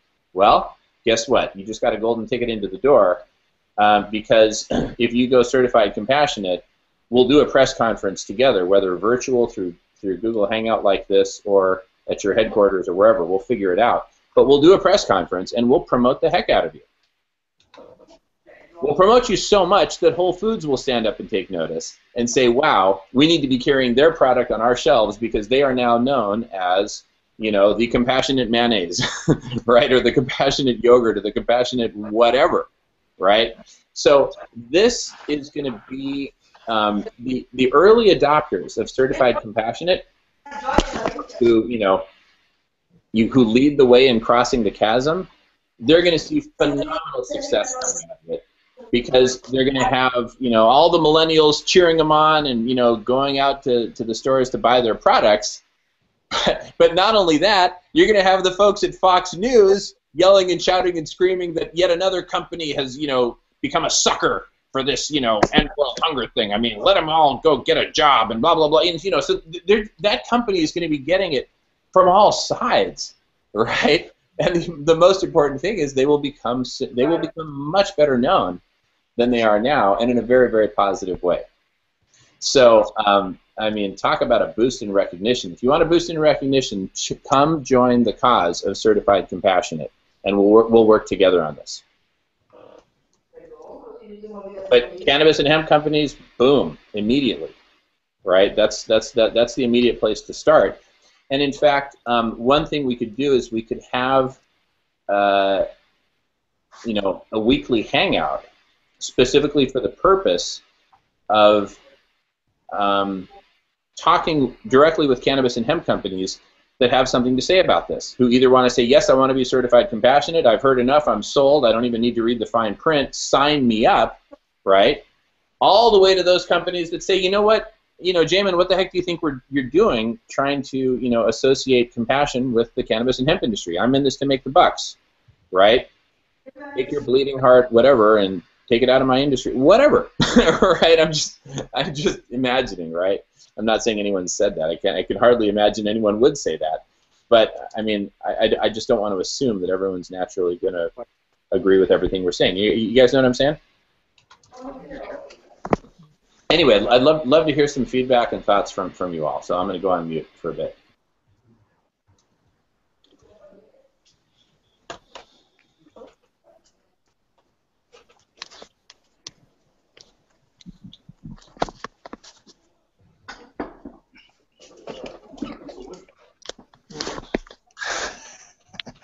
Pretty deep stuff, man. Well, dude, change the world or go home. I agree. I think there might be a couple of different ways of looking at this. I think there's the business aspect of it, the legal aspects of it, and also yeah, the global aspects of it. It's the implications are huge, and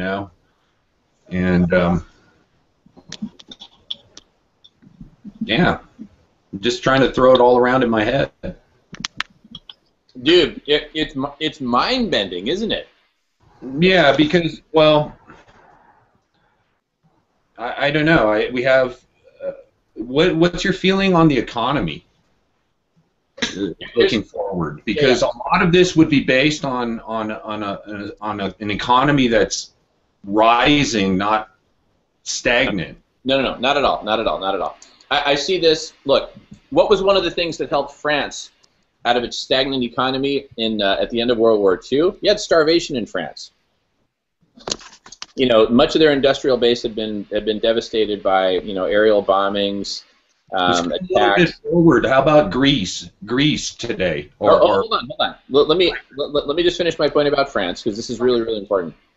What helped get them out of their slump, of all things, was the fashion industry. They started holding fashion shows in Paris in the 1940s, right? Mm-hmm. And that became the center of media attention. And you had all these buyers for high-end retail chains in New York and Sao Paulo and you name it, flying to Paris to make purchases, and all the sewing machines started humming in France and other countries.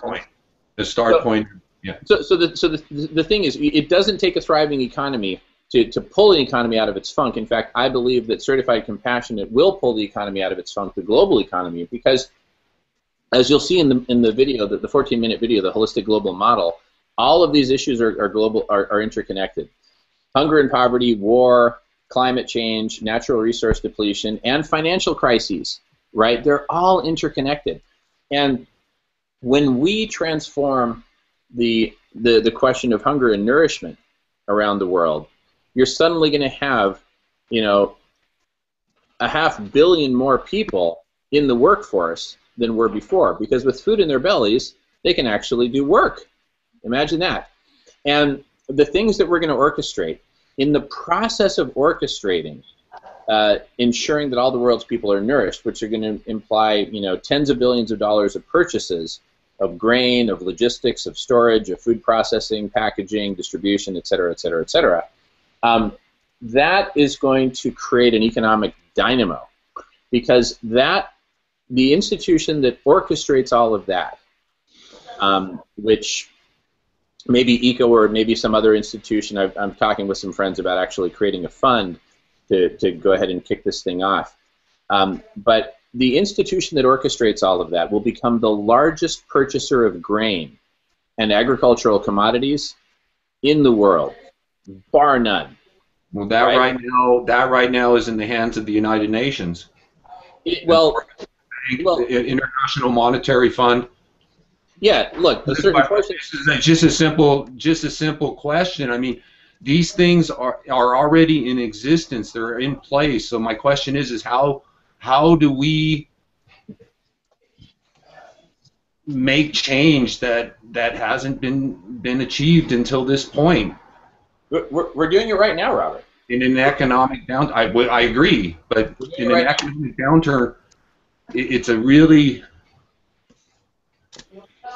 it's a real complex issue, dude. Dude, I'm not saying it's simple. That's why we're on a marathon video conference here to begin to sort it out. But we need to start with an aim, right?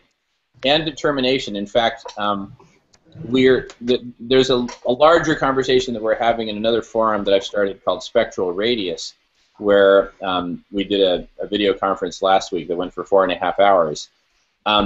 We talked about the prerequisites for being a part of this particular movement, and in that larger context, that's where we discuss like all the world's global transformational issues. We discussed that in Spectral Radius, which is separate from this forum. This forum is focused on cannabis and hemp.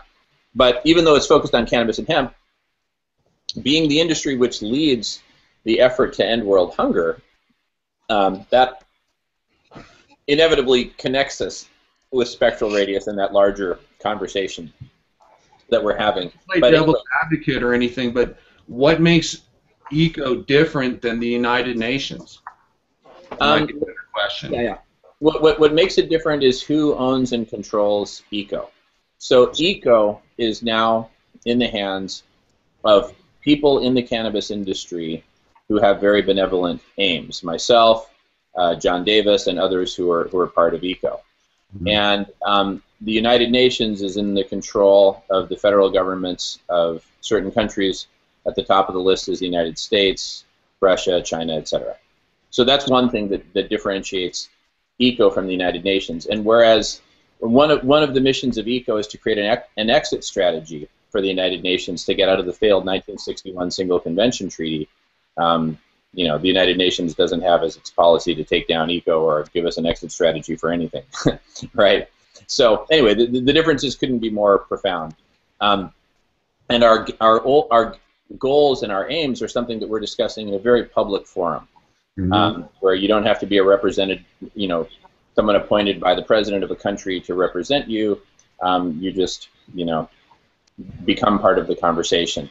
And we're going to find a way to make this conversation a global conversation. I'm working on that. So right now this is just one hangout, and only one person can be talking at a time. Well, imagine we had 10 or 20 different hangouts going in parallel on different related topics and subtopics. And if you want to see a great example of what it's going to look like, go to the website beyondmastering.com, beyondmastering.com, and you can see a really cool interface where I click on any topic and it completely reorganizes the screen, puts that topic at the center, and shows all the other topics it's related to. So we're in the process of developing that for the cannabis and hemp industry so that we can have these parallel conversations happening. And what's amazing about that is different from other social networks and online media, which are, for the most part, text-based. And if it's Facebook, it's text and image. Links to some videos and whatnot, but predominantly text and image, is this medium is real-time conversation, dialogue between people. And it's much less about just the head. It's about head-heart circulation, and also about connecting, and it's about using our intuition. It's not so much about, let me just read 10 pages of text and then sit down for 4 hours and type up some brilliant blog post, right? I mean, just think about the lag time in communication there versus what we have here. I want this to be much more of a dialogue, right? I've been doing 90+% of the talking, and I'd much rather be at below 50%. So just feel free to keep jumping in. I mean, because now I feel like we're on track. We're on a very centered topic, which is, how are we going to transform the cannabis and hemp industry, and ultimately, how are we going to transform life on Earth? And now I'm talking about a much, much bigger topic, but here's what I believe. I believe that with the success of the Certified Compassionate program and the lifestyle brand codenamed Just Compassionate, with the success of those programs and with the end of world hunger, as a species, right, as humanity, we will have learned by the end of this decade that if we come together and rally around a really, really important issue, that we can transform it. Right now, what we've essentially taught ourselves as humanity over the course of the past several decades is that if we try to solve some big issue, we're going to fail. We tried to end war with the war to end all wars, right? The Great War of World War I. Well, did that end all wars? No, it certainly did not. Did World War II end all wars? No, it certainly did not. You know, and we've got resource wars going on. Check out the global holistic model, because you'll see how they're all interconnected and how we can actually transform all of them simultaneously. But the one that's going to be our rallying cry for starters is certified compassionate, focusing on ensuring that all the world's people are nourished. Okay? That's going to be our initial focus. But with the success of that, we will have learned, we will have shown ourselves that as humanity, if we all come together and work together, we can transform any major global transformational issue. Because if we can take out world hunger, right, and simply wipe it out, then you don't suppose that we can do something similar for global financial crises, or for reversing desertification, reversing climate change, coming together and resolving how we're going to manage the world's resources effectively? We're talking about the world pulling together and accomplishing something phenomenal. And through these conversations, especially as they become more conversational, and it's not so much the Jamin show, right? And I really encourage you guys to talk. Is that through these conversations, we will co-create the strategies, the lifestyle brands, the plans, the next steps, the next actions, and we'll be able to implement them immediately. So, in other words, we'll design the plans so that they can be implemented immediately. Let me give you a perfect example of that. I was kind of stuck thinking, oh, before I can really launch this, I have to have a website. And the website has to have this cool interface, and da-da-da, and all this has to be in place. And then I realized 2 nights ago, wait a second, I don't have to have all that. I can just schedule a Google Hangout, so boom. I emailed Robert, and Robert emailed the 2 of you, and boom, now the 4 of us are here, right? Boom, boom, boom, boom, boom. We can make things happen at the speed of thought with the tools and technologies that we have at our disposal today. And once this link is posted, you guys can share it with whoever you want, and say, you got to check out this amazing conversation, right? We're changing the world. So, and we really are. Yeah. We really are. On a daily basis, I know that Alfie is, and I know that Dan and myself are really focused on some certain things that are extremely important. I can only ask questions. I can listen and ask questions, and we go forward. Maybe Alfie looks at it from a different perspective, and everyone does. Well, Robert, I agreed pretty much with everything Jamin said so far about like helping the world and stuff. That's one reason like I go against and break the laws all the time with marijuana, with cannabis, because it's medicine and it's been denied for about almost 80 years now. Prior to 1937, like 50% of medicine basically was derived from cannabis, and that needs to happen again. Everyone can grow this plant anywhere in the world, and you can heal yourself from many, many illnesses. So, I mean, I'm about compassion 100%. That's exactly why I fight every day. Mm-hmm. Yep. But establishing compassion and an ethical way of doing business as a standard of our industry, I think, is the truly transformative idea here, that we set a different standard for how business is done, how business deals with its effect on the planet and on the humans and other species in it, and that to me is the really killer app we're looking at here, is having our industry serve as a beacon of the new way of doing business that does not do harm, and that is in fact directly involved in healing on so many levels. I mean, our hemp could start reversing desertification right now, because it, if we would start putting it in the places around the deserts. I know in South Colorado we're having creeping desertification, and so the establishment of hemp as a cash crop down there would reverse that. So there's so many different levels that our industry could serve as a beacon for a new way of doing business, and I think that establishing the model standards and practices and having compassion be a part of it, that's a critical thing. But it's a way that we will transform the world. Amen. And I'm just saying. Yeah. No, I mean, all of you made great comments. More of that. Let's keep the comments, keep the discussion flowing. Thank you, guys. I really appreciate it. And I want to address some of the points that were made. To Robert, first of all, I want to acknowledge you for being one of the most valuable connectors who I know, who helps bring people together in this industry. You've introduced me to so many great people. You introduced me to everybody on this call, right? other than Bruce, of course, I knew before. But shoot, you're just the man for connecting and reaching out and being persistent and helping to build these bridges. So I really you are changing the world in ways that you'll probably never even know. 90% of them because of. Believe me, I'm fairly humble about it, because at this stage, when you're talking about knowledge, in a lot of ways that is God-given knowledge, the connections, the joining of the people, the meeting of these people, or bringing these people together. I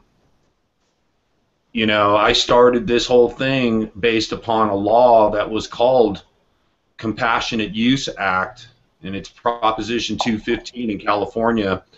And I suggest everyone go back and Wikipedia that amendment, and you look at what was written by Dennis Perone. The word compassion is everything.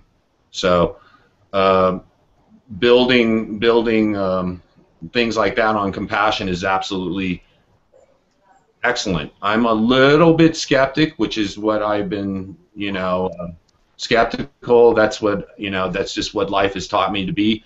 Is I'm a little bit always skeptical about when we try to take a word like compassion and try to control it and make it a corporate structure or anything like that.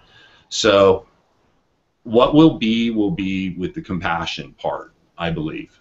And this was a short notice hangout. I think if we did one on compassion, specifically the word compassion, I would bring Charlotte Figge's mom to the table. I would bring Josh Stanley. I would bring a few other people to this hangout, and then we can talk about compassion all day long. And this is where the fine line is, guys. And it is a fine line that we walk. I've said it maybe for years, that this line between big business and industry and compassion, medicine, helping people, is a very, very fine line. And in Colorado, being where we are on the cutting edge of this, it's pretty fine line we walk here, So I think this is a great step forward, there's no doubt. And well, these are really good points, and we're getting into some really key issues here. And I want to acknowledge Alfie and what all that you're doing. I mean, breaking the law, putting your own liberty at risk in order to be a compassionate person, a compassionate human being, helping other people. You have the ability to help other people. My experience is I have the ability to do what I'm doing, therefore I must, right? I could have gone kayaking today. Yeah, no, exactly. I mean, I'm good at this. I was, given a God-given talent. I mean, from the time I was in high school, that's all I ever wanted to do, is just help people that were sick. And, You know, currently, like I treat about 10 different patients right now, from you know, multiple sclerosis to cancer to, you know, just, you know, problems with eating even, you know. I help them all right now, like, and every day I'm getting someone else that wants help, and you know, that's why I need really to get the medical bill passed, because once I get that passed, then I can help everyone. You know, it's because it's, you know, it's too hard, obviously, breaking the law and having to, you know, help people. I can only help but a handful. You know, but yeah. But here's the cool thing. Here's a point I want to make about that. Look at how far Alfie is willing to go out on a limb to help people. He's putting his own liberty at risk. I'm actually doing the same thing, in a different way. But that's what I call sprinting into the waves to rescue the 3-year-old, right?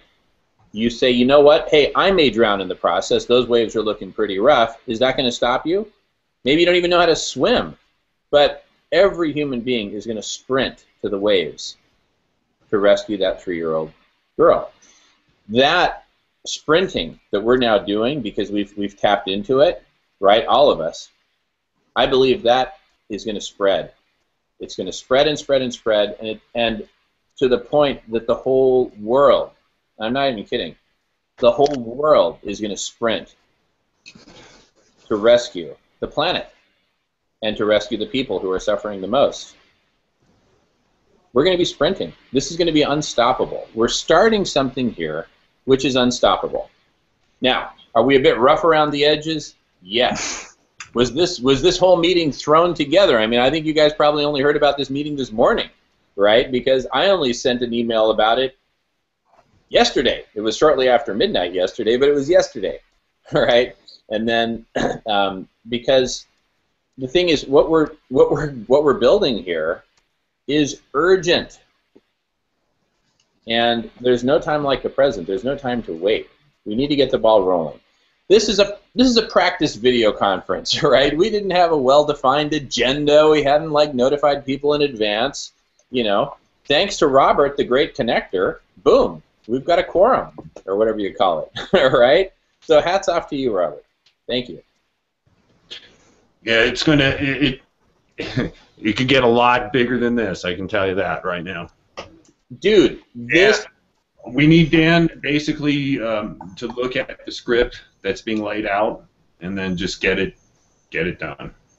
Because the story is, I've been telling you now for a while now, Dan, there is just one path that we can follow, and the path will be laid out in front of you with very little effort. Righteousness will just shines, dude. And you know how I feel about all that stuff, dude. You know how I feel totally about all that stuff. So, yeah, just follow the golden path that's laid before you guys. That's all I can say. It's right there. And that's what we're doing. And look at us today. Look at how far we've come. We have now launched this thing. This is now a medium, because we're going to have more and more of these hangouts on multiple different topics. I'm going to create a framework for it. But dude, we are going to have, this is the beginning of a whole network of conversations in real time, right? People could be watching this right now if we had published it, right? But they will be able to watch it later and forward the link and post it and tweet it in Facebook and whatever they do with it. And people will be able to hear about what we're doing, and people will come sprinting to join. People will come sprinting to join, because this will be, imagine taking that impulse of sprinting to rescue that 3-year-old in the waves and multiply it by 9 million. That's the size of the impulse that we have. We're going to be sprinting like never before. And you're going to see the dominoes fall. Company after company making press release, right? That they are going compassionate. You know what? What's the definition of compassionate? This is really important. What is the definition of compassionate? There's compassion for patients. There's compassion for youth. There's compassion for so many different things. Here's the thing. We're just now starting this conversation of a precise definition of compassionate. It's going to take us a while to figure it out completely, but let us not let that stop us from being compassionate right here, right now, in the way that we know how to do. And my message to the companies of the world, both inside and outside the cannabis and hemp industry, is do what you need to do to become certified compassionate as quickly as possible. The number one thing we're going to focus on universally is the contribution of 0.1% of revenue to ensure that all the world's people are nourished. It's simple. It's easy, right? Let that be our rallying cry. Now, are we confining the definition of compassionate to that 0.1% contribution and eliminating world hunger? No. But we got to start somewhere. Let's start with something that everyone can agree on, which is that. Now, the cool thing about that and how that has a very powerful place within the cannabis and hemp industry is if cannabis and hemp industries lead the charge on that, they're not putting that on as a rider that goes on top of, say, well, you know, we want marijuana legalized, and on top of that, yeah, we'll take world hunger and along with it. No, no, no, no. We're making no such riders, no such strings attached. We are simply leading the charge in being certified compassionate. And so that really means two things. It means, number one, making that 0.1% contribution to ensure that all the world's people are nourished, and number two, engaging in an ongoing conversation of what it means to be a compassionate company and make products that are compassionate and walk the earth in a compassionate way. Engaging in that conversation through this medium, if you prefer, where we just get together and talk and share. Is ECO launched already?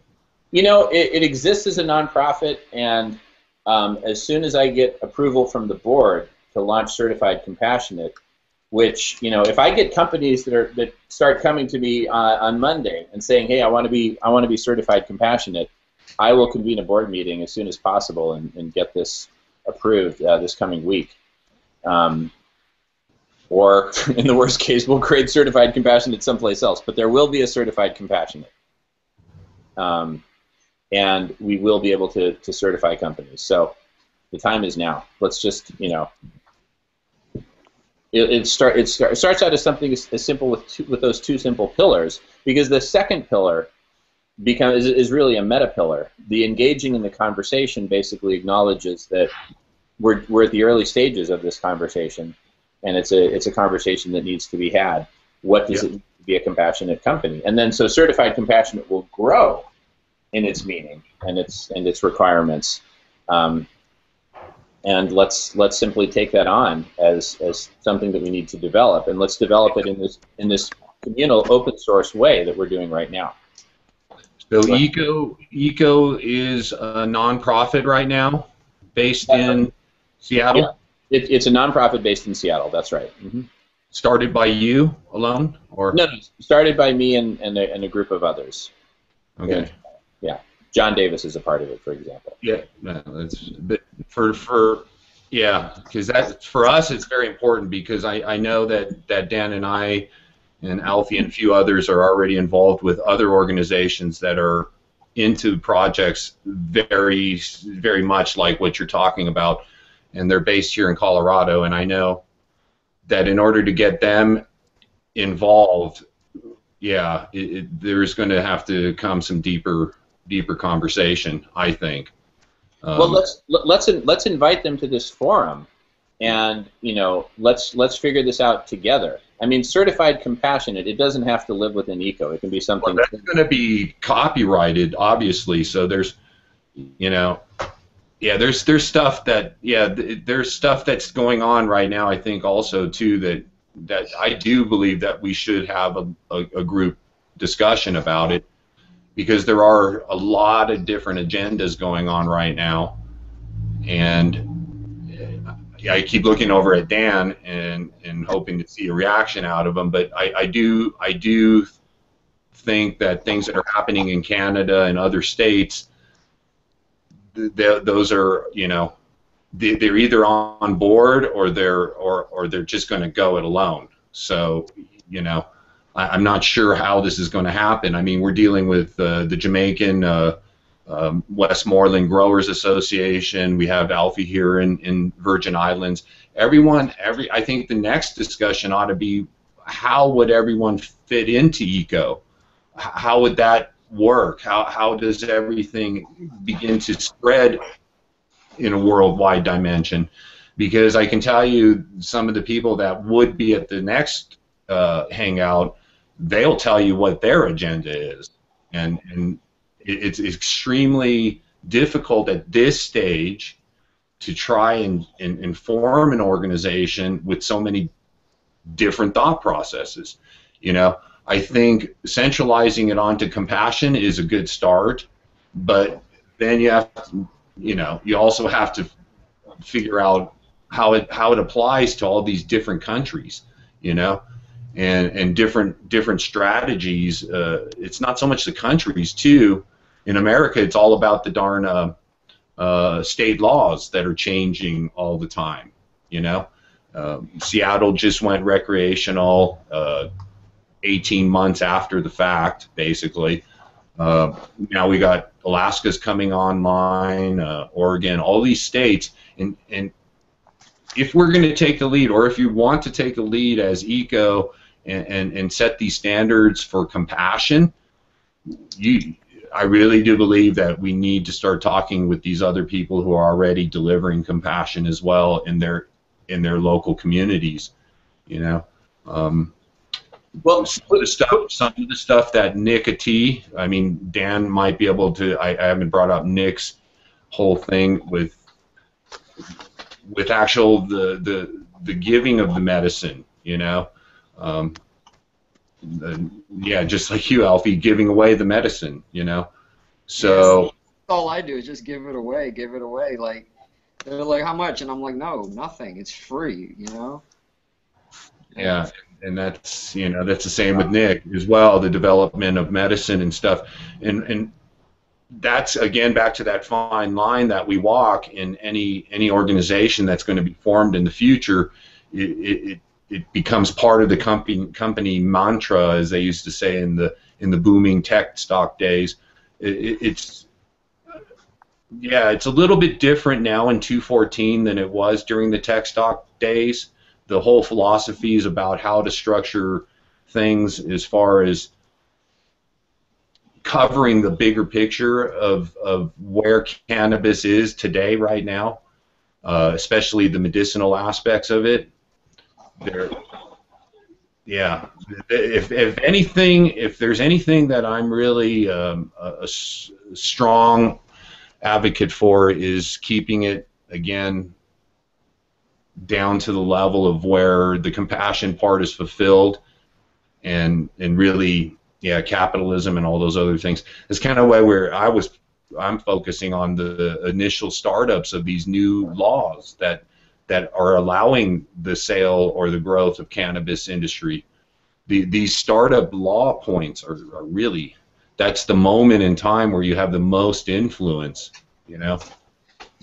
So yeah, there's other things, there's other organizations going on as well, like there's the Cannabis Industries Association, there's the NORML, there's a few other organizations out there that have their own agendas, which are maybe different than the one we're trying to start now, granted, right?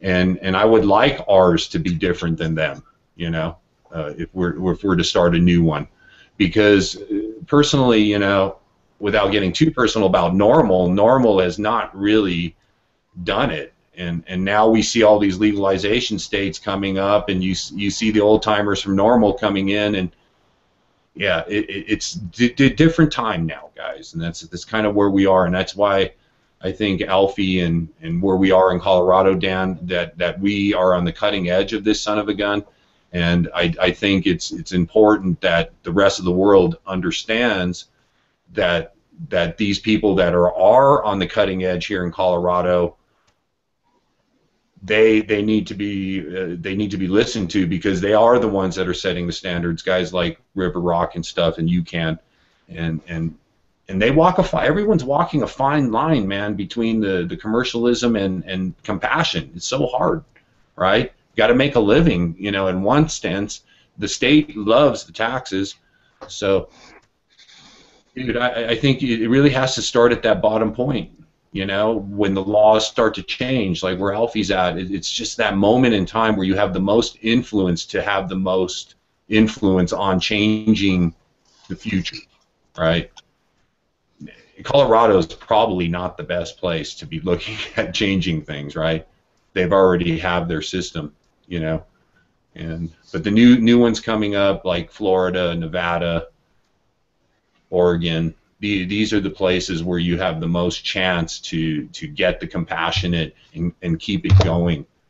Once you get into commercialism, like it is in Washington State and in Colorado, you know, that's what you're up against. Yeah, well, Robert, down here in the Virgin Islands, like, if you listen, like at the conference that we had the other day at the session, like 90% of the guys testifying are just like, we don't want big business down here. We just want to keep it, local. And yeah, we would love everyone to come out from the outside here, and that's not a problem. But then also, like, even if the big companies want to get involved, there's certain ways. Like, for example, all the excess material we could produce down here, they could, have a processing plant or something to process it into medicine that could then get shipped outside of here. Right. Growing, I wouldn't want no major corporation growing. Right. All and local could sell to the corporations that could then take it out of the island, and none of that medicine would be sold in the island. Only the medicine that was created by locals, sold by locals, would be sold here, Right.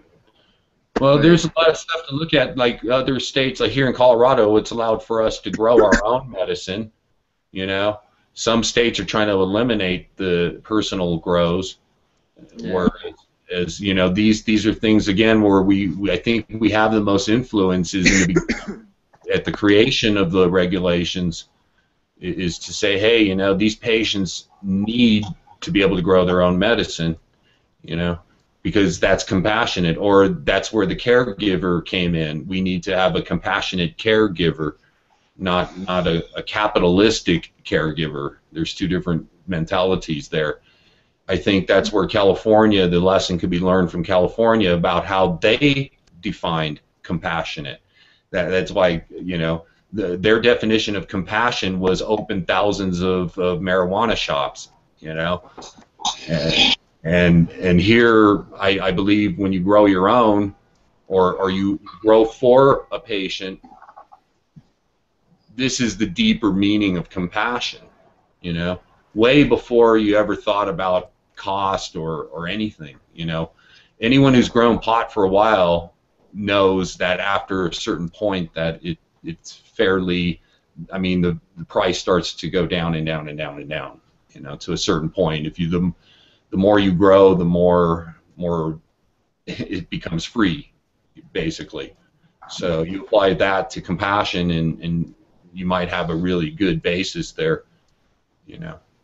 It has to come a hybrid, otherwise it's going to be freaking commercialized cannabis. No, exactly. You've hit the nail on the head, Robert. It has to be a hybrid. We have to strike that balance between the needs of businesses that will be making the investments in building out the industry, the needs of government and the people that they represent, and compassion. Well, right now it's just the businesses and the governments. Businesses give money to the governments give them the permits. Well, Robert, now it has to come the government from the people first, the people first, which is the patients who depend on medical marijuana. Right. So that connection with the government is the first connection that has to be made. The patients with the government, so the government can do what the patients require of the government, So the bigger companies that have the intentions to go into these new markets and start to grow even medical marijuana, they're way outside of my thinking. They're just so far like over there that it has to start down at the bottom point, and that's the patient's needs first. And I was always hoping that the medical or health departments of these countries would be taking the lead, the health. That's kind of what the Uruguayans are going to do. They're taking the lead on the production. You know, these are the lessons that we need to be learning. Well, you know, I think we have learned them collectively, because it all boils down to compassion, right? And when we say compassion, look at the legacy of the use of compassion. Compassion is, you know, it's at the heart of, you know, the name of the, was it Compassionate Use Act or Compassionate Care Act? Proposition 215, Compassionate Use Act for sick and dying people was the only way you were supposed to get a right, like a red card, which is a red card in Colorado, would have been, you would have had to have a death sentence to get a compassionate use card. So, and then the caregivers and all that stuff, how it evolved in California is so much to learn from that, or that we do learn from that, because they've taken the word compassion and turned it into the marijuana industry. And well, here's the thing. I believe that's precisely our opportunity, because now that they've taken that word compassion, associated with the marijuana industry, let's leverage that to do what we're talking about right now. Right. Bring the cannabis industry from black sheep to white knight, and end world hunger at the same time. Mm-hmm. I mean, look at what we are at the cusp of achieving. Well, right? I don't think we're the pioneers of this by any means. I think if you took the No, we're not the pioneers. We're simply entering at this stage of the game and maximizing the benefit that we can achieve for the entire world and for all of humanity. But by no means are we the pioneers of this. No, not at all. But I mean, if we look at the realm of caring, this is compassion. You know, if you look at, yeah. Actually, it's not compassion. It's the realm of caring. It's I don't know if they're the same meaning, but you know, this whole movement is there. It's already there. How do we convince everyone to team together to make us a much stronger entity? That's kind of my whole thing in this. Like you said, I'm the guy that brings people together, whether they join together or not, whether they get along with each other or not. That's you know, that's kind of, but you know, it is about bringing people that are compassionate in just everyday life as well. You know, yeah, intentions are everything these days, guys. So yeah, I'm down with compassion, Jamie. Down with it. Totally down with it. Awesome. You know, and then the hybrid of compassion in business or worldwide advocacy of compassion, yeah, that's also a big challenge. Like Bruce was saying, it's a huge challenge to go global. I'm into it. Let's go. Let's do it. Let's do it. I mean, I believe we have the beginnings of a strategy for actually achieving it and striking that balance between the needs of businesses and the needs of the people. Well, I know I got the people that need compassion at this point. You know, we have the Lakota Indians, which are a huge, you know, big shout out to Alex Whiteplume, but they're fighting a battle that's gone on for centuries in this country, and, you know, I would like to show them some compassion. So, you know, I wouldn't mind having an organization that can raise some money to help compassionately help those people. You know, so yeah, there are a lot of things that require some compassion today. Well, you know, and I'm glad you raised it, because there are so many things, right? There are so many, you know, Indian tribes. You know, you mentioned the Lakotas. There's Indian tribes here in the state of Washington which need support and which need compassion, and Indian tribes and reservations across the country and in other parts of the world. And so, that's, you know, and there are so many elements of compassion. And then there's climate change, and then there's, you know, natural resource depletion, so many things, and then the various ecosystems and everything. So that's what I'm saying. That's an evolving conversation, and let's embrace that conversation vigorously. Right. Well, the start point is getting the foundation started, and then start getting money pushed into that foundation to start acting on some of these ideas, and that's where we are today. Exactly, and but I believe that right where we need to focus is right where we are focusing now, which is what is the plan? What exactly is the plan? And so rather than, take the next 10 years and I'll go into a think tank and figure out how do we define compassion so that we can come out 10 years later and start to do something with it, as a marketing and PR person, I think in terms of simplicity. Simplicity is power. The simplicity of message is power. And as far as the cannabis industry, if you just Google brand of marijuana, and you'll see that I built the #1 brand of cannabis in the world, and I did it without selling a single gram of cannabis. And you can ask, well, how is that even possible? Well, it's possible if you've mastered the laws of marketing and PR, as I have. So now what I'm doing is I'm applying that same mastery of marketing and PR in creating a very simple and powerful message for the cannabis and hemp industry, which is one word: compassion. And I'm also creating a vehicle for killing two birds with one stone. One is to ensure that the cannabis industry really owns that word compassion in the minds of everyone on earth, all the governments on earth.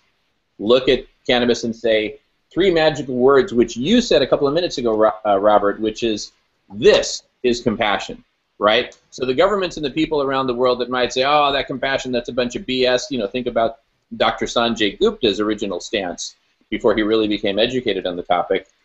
He thought it was just a hoax. Well, for the people that think this is just a hoax, let them watch us lead the various other industries in the world in putting an end to world hunger, ensuring everyone is adequately nourished, and they will say, wow, this is compassion. Now they've got my attention, right? Talking about the people, giving people the right to smoke joints. Okay, you know what? I'm not so convinced that's compassionate. I think that could be a front for a bunch of people just wanting to get high. I'm just paraphrasing here, right? For those people, when they see how serious we are and how effective we are at taking our passion for compassion and turning it into action, such that we're now on track to ending world hunger by the end of the decade, that'll get their attention. They'll say, now that is compassion. Now you got my attention. You follow me? So now, it relies on simplicity, because what we're going to be known for, yes, there's all these details that need to be worked out in building out the operating system for the global cannabis and hemp industry. Absolutely, no question. But what we'll be known for is not all those details, right? We'll be known for ending world hunger. And show me the industry that is known for ending world hunger, and I'll show you a white knight that people will stand up and defend and support, right?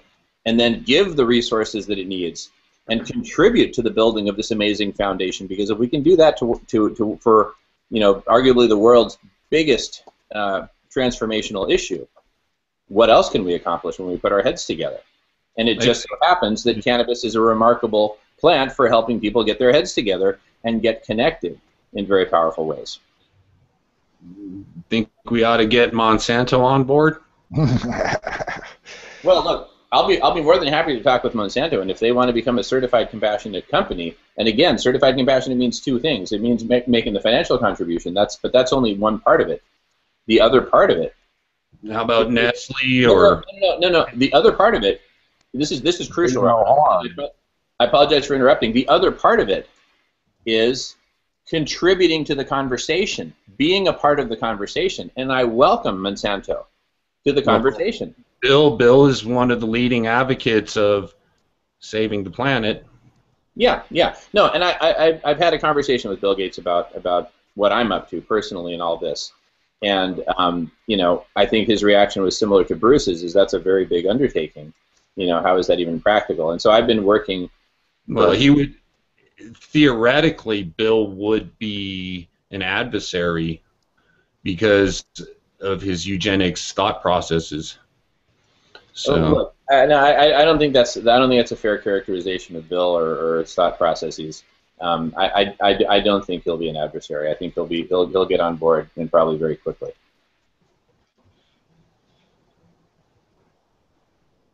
Okay.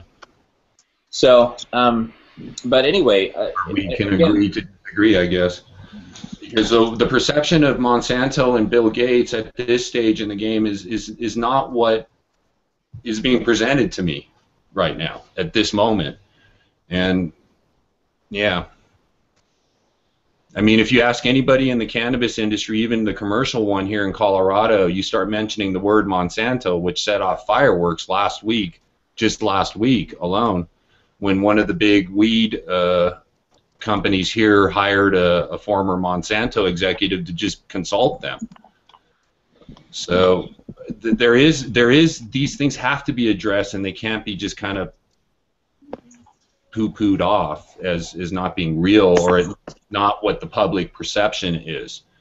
Anyone who has the pulse on the public perception will tell you that Bill Gates and Monsanto are not going to be great allies if you go that direction. So that's kind of where we are. I mean, you know, we're kind of at the Mexican standoff when it comes to cannabis and hemp politics, and who's going to control it, and who's actually going to present themselves as a leader. Because, you know, it's one thing to say that you're the premier brand in the country without having sold a bud, but the reality is there's people that are actually making $10 million a year selling bud. So it's the perception of reality is much different than what some companies would like you to believe, and that's all I'm saying. No, and that's a crucial point, because for the average person, perception is reality. What they perceive, they believe, and they believe it like it's real. They don't believe it like they're perceived. Well, I'm more of like actions speak louder than words, basically. So your actions will dictate what I believe, anyways. And if you took Monsanto and their genetically modified corn and how they pressed the farmers into these big-ass lawsuits, both in Canada and the United States, you know, these are issues that are very, very big. Even at the ground level, they're huge, because I think the biggest fear for the cannabis and hemp industry would be that companies like Monsanto come into the game and just dominate it. I think that's the biggest fear today from anybody who's in the cannabis culture. And the cannabis culture is a little bit different than the cannabis industry, you know. So I still feel real heavily about genetically modified organisms. I feel really heavily about glyphosate being genetically installed into plant genetics. These things are being processed into either a livestock feed or things like that. These are the real big ones today that are really facing us. And combine that with manipulated economic collapse. I mean, this is really big stuff, Jamin. And when you open Pandora's box, expect to hear a mouthful of it, because when you open Pandora's box and you use a word like compassion, we're going to open up a big Pandora's box, because you know we have Israel invading Gaza, we have freaking Americans putting fake Al-Qaedas into Syria. We talk about compassion. I mean, I want to hear the compassion for those people that are dying in these phony wars, you know. And yeah, so yeah, I don't want to talk about the little shit. I want to talk about the big stuff. Excuse the word, the bad language, but yeah, I want to talk about the bigger stuff. And with the bigger stuff, we'll be able to transform the world, like you say. And if we don't confront it straight on, you know, it's just right there in front of you, in front of your eyes to see. It's Wall Street, it's the banks, it's Obama, it's the war, it's everything, and this is what cannabis and hemp are challenging now. They're going to try to change the status quo, right? Well, anytime that there's these big status quo changes and public opinion leans towards a certain thing, that's when the vultures jump in, and the vultures happen to be our federal government, the banks, and big corporations. And I think this is the biggest fear that I think the cannabis industry itself has, the cannabis culture has as well. Well, here's the thing, Robert. You're absolutely right. May I interject? I'm just an advocate, you know. I just call them the way I see them. You know, I'm not a businessman per se or anything. It's just like you want to start this foundation, and I really do believe that compassion is much deep. It's much deeper than weed even. Oh my goodness! No, it's infinitely deep, because there is no end to compassion. Mm-hmm. There is absolutely no end to the topic of compassion. Which is, but here's the thing. You mentioned the vultures and the fear about the vultures jumping in and all that. Well, guess what? We now have a tool to move much faster than the vultures, which is this medium. But the vultures don't have that. We do. We're going to outpace them. We're going to outrun them. Well, they control the media. I don't know how we're going to beat that. I'm not a conspiracy theorist or anything like that, but the media is controlled by 6 major corporations. Everything that we see, hear, whether it's music, fashion, food, everything is completely programmed on us, whether you believe that or not. It's reality. Ray Kurzweil, okay, artificial intelligence, all of these things are what they're pushing for, okay? So in order to, and cannabis is not that. Cannabis is an earthy culture. It's part of the job, part of the nature, part of God, part of Earth, okay? And the real situation we have right now, it's either some of these people are going to repent and cross over to our side, or they're going to continue being the way that they always have been, you know? And that is just, what I'm looking at is just the next 6 months, without looking too far out, what we can accomplish by the end of this year, okay? And my intention is to go to the United Nations by the end of this year, okay? We've already got the inroads going. We have Swiss politicians working on the presentation and everything as well. We're looking for the Swiss government to protect medical marijuana for children, all right? I want to change things as well as you do, Jamin, but we can only do the things that are presented in front of us, right? And so if this new organization that you're going to start with, Compassion, would like to be on board with our organization, who is going to go to the United Nations and preach for childhood epilepsy and the right to use cannabis oil, okay? If you would like to be involved in that movement, then that's going to happen too, because we're doing it now. You know, and Dan is been chosen to document it, and I just, you know, what I'm hearing right now is awesome. It's super great. I think there's a lot of synergy in what we're all about and what we're all doing together. I'm waiting for that one person that's going to take the lead and say, okay, here it is, boom, here's the organization, here's the funding, here's how we're going to do it. Boom, boom, boom. And that's been my whole job in all of this too, is to find the right people, the right funding situations, the right supporters and backers. And now we're on the way to put together a team to go to the United Nations.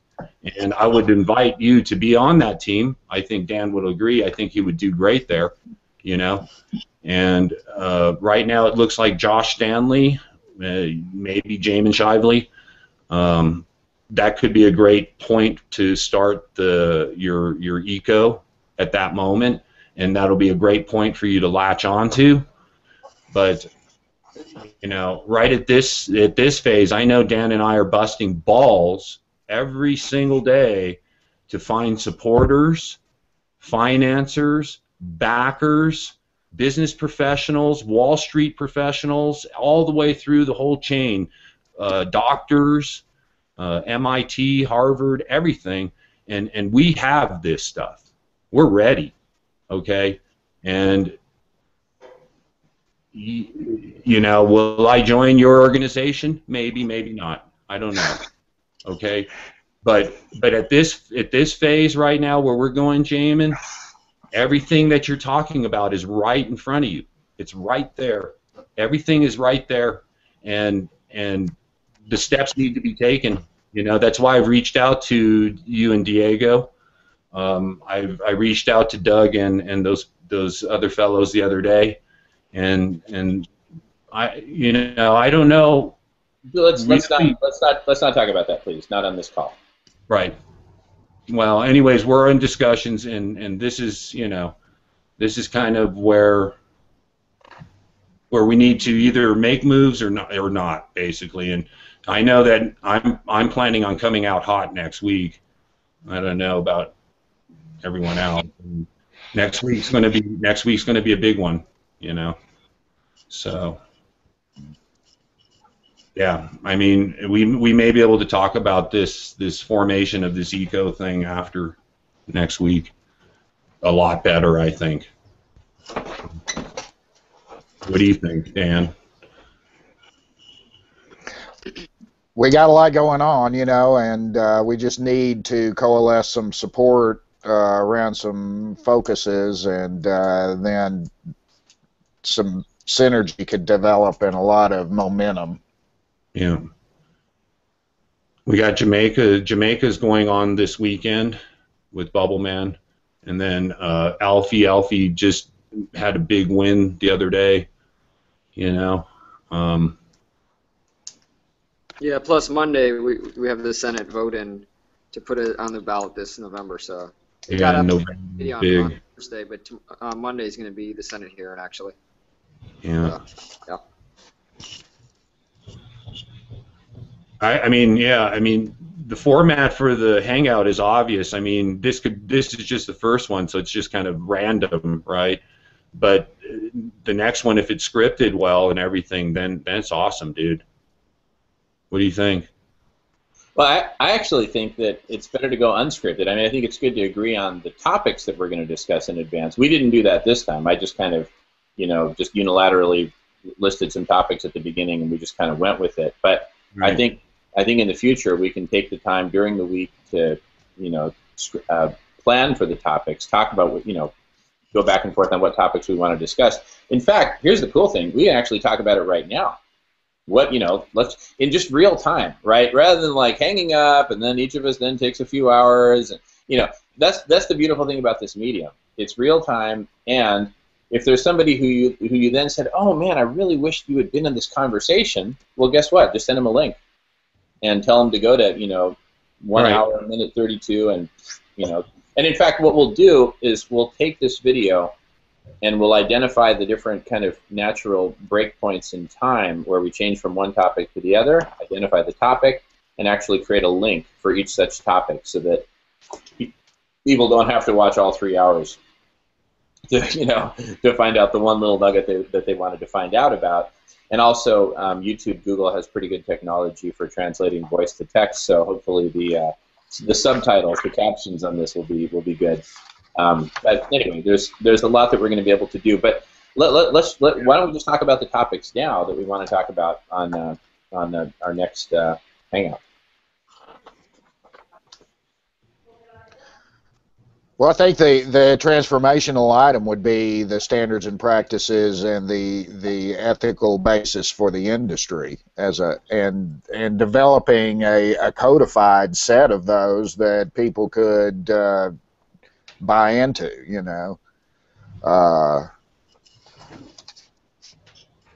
That's the way that we protect ourselves from the infringement of the excesses of giant capital and becoming just a commodity and a tool for shareholders profiteering.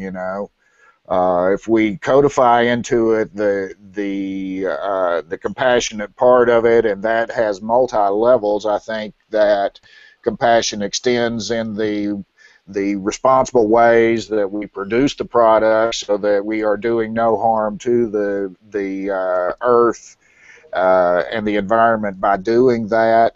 I think that's part of the standard that needs to be set, and including accessibility for patients, obviously that's already a part of the business. But creating a code that these are the steps that you must, that we consider the proper practices for our industry. I think that would be very transformative.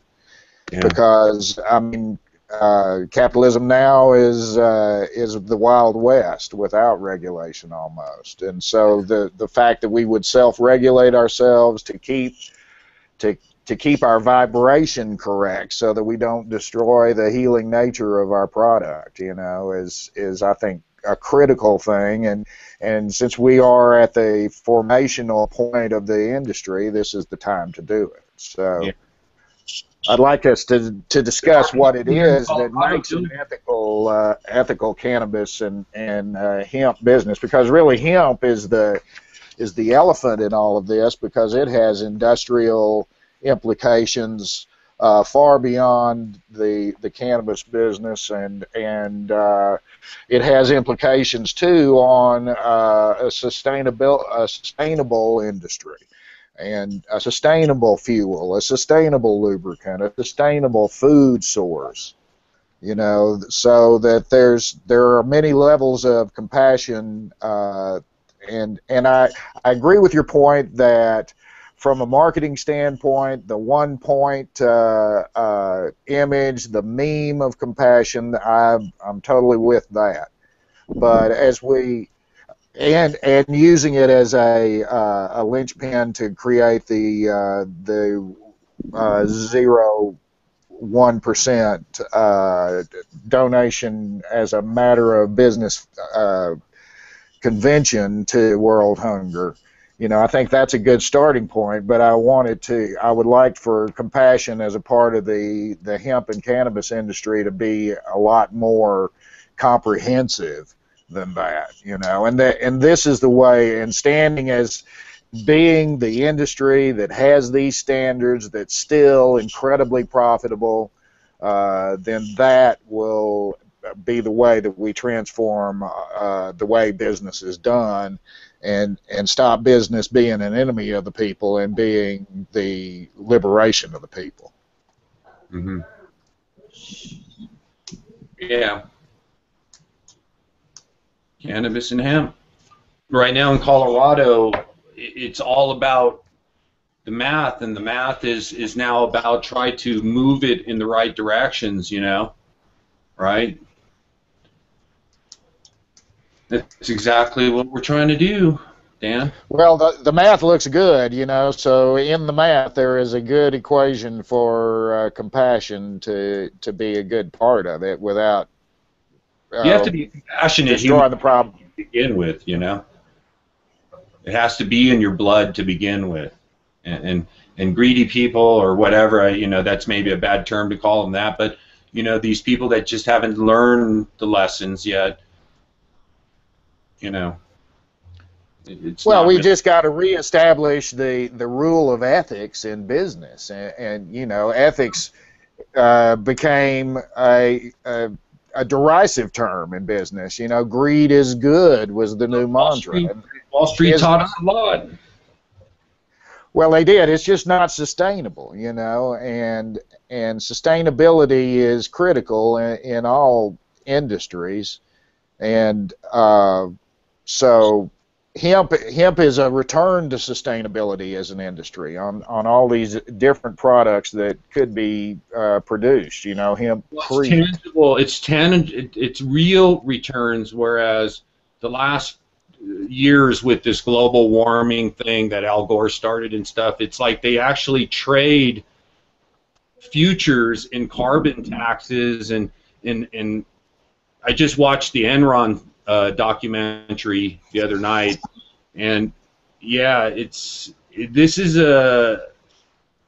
we really need to not do it that way, guys, because that's kind of the standard business practice, and really, if we are going to change the world, it has to start with the way you do business in general, I think. We have to go back to the old handshake is your word, your word is your word, and you don't commoditize and futurize everything based on future earnings and things like that, because that's what's going to happen with big industrial hemp or big marijuana. It's just going to lead towards that futures number, and everything becomes a commodity, right? Nothing wrong with that, I guess. There's really nothing wrong with that. It's going to be that way, but it's just how it's traded in the future, because we don't want to trade off our children's future or a sick patient's future, you know? Right. And here's the thing. We have this golden opportunity to build the foundation for the industry in such a way that it will support the kinds of companies, the kinds of patients, the kinds of customers, the kinds of interactions between all those entities that we want. So we need to, so it's really kind of a two-step process. Number one, plant the flag compassion, right? And we've talked about how we can do that. Once we've got the flag planted, and companies now have an access to become compassionate companies, where the two criteria are, number one, your compassionate donation, your compassionate contribution to ending world hunger, because that's something everyone can agree on. There's a zillion things people disagree on with cannabis and hemp, but I believe that's one thing everyone can agree on. So boom, we plant the flag with that. Number two, with the second criteria, second of the two criteria is that a company that's certified compassionate has to be a participant in the process of this conversation of defining what compassionate is. I agree. So imagine we've got, you know, the vice president of operations of Monsanto, right? Well, no, you said Nike, for example. You said Nike. Let's use Nike as a perfect example, and I'm glad you chose Nike. Okay, Nike, and we're back to my perception thought process. The public perception of Nike as a company is not really that great in America, because they moved all the production to China. The quality was downgraded. Sure, they sell $1 billion worth of shoes a year, but it really hurt America. So back to compassion now. I believe that if Nike was to step up for this compassion campaign, part of compassion would be helping America reestablish itself as a manufacturing company. It would help to establish Nike as an American company again, and not a Nike, just a brand that could be produced offshore. That offshore question is going to be a long-term, really big one, you know, and the companies that will be involved with compassion, okay? It's one thing to throw money at compassion, but it's truly another to be a compassionate company, like Apple Computers, for example. It would be great to go them and say, hey, wouldn't it be nice for you to be compassionate? Yes, but you can only be compassionate if that company was paying a fair wage in their production areas. And so Robert, that's exactly what we're talking about. We're creating this forum where companies can come together and talk about standards for compassion. What does it mean? Most companies don't want to hear compassion unless it's compassion for them. No, listen, Robert. This is where I want you to get the following point, because it's absolutely crucial. Okay, we are going to turn compassion and compassionate into the #1 lifestyle brand in the world. We've talked about that. That's going to happen. It's not going to be an option for companies whether they want to be compassionate or not. The world will soon be divided into two groups. Those companies which are compassionate and involved in the conversation of the definition of compassionate, right? And involved in a way that it's totally transparent, just like everyone can see this dialogue that we're having right now. Glad you picked Nike. I'm telling you what, I'm glad you picked Nike as your first one. Well, you know what? I'm about 1,000,000 times more glad that I've picked all the companies in the world, because ultimately I want all the companies in the world to be involved in the process of the conversation of what it means to be compassionate. Because you know what? Each company has its own expertise. Nike is an expert in designing and contracting the manufacture of clothing in Asia. Right? They've got that expertise. I don't want to say, hey, screw you, Nike, get away from the table because you make too many clothes in Cambodia. No, I want them at the table because they've got deep expertise. And when we have conversations about textile manufacturing, I want them there. They know more about it than a lot of people. And I want Li and Feng at the table. My goodness, do I want Li and Feng at the table. Two of the three authors of the book on network orchestration. Lepore as well on the table. Nanette Lepore is is in New York City. She's a famous American fashion designer, and she is right now single-handedly rebuilding the manufacturing industry in downtown New York. So the garment industry, she's rebirthing manufacturing single-handedly. You don't see the Tommy Hilfigers, you don't see the Ralph Lauren's out there doing it, but Nanette Lepore, she's rebirthing the garment district in New York City, which is the huge step. You don't see Levi's doing that. You don't see Nike doing that. You don't see Walmart doing that. And these are very, very important. Nanette Lepore. Noted. Okay.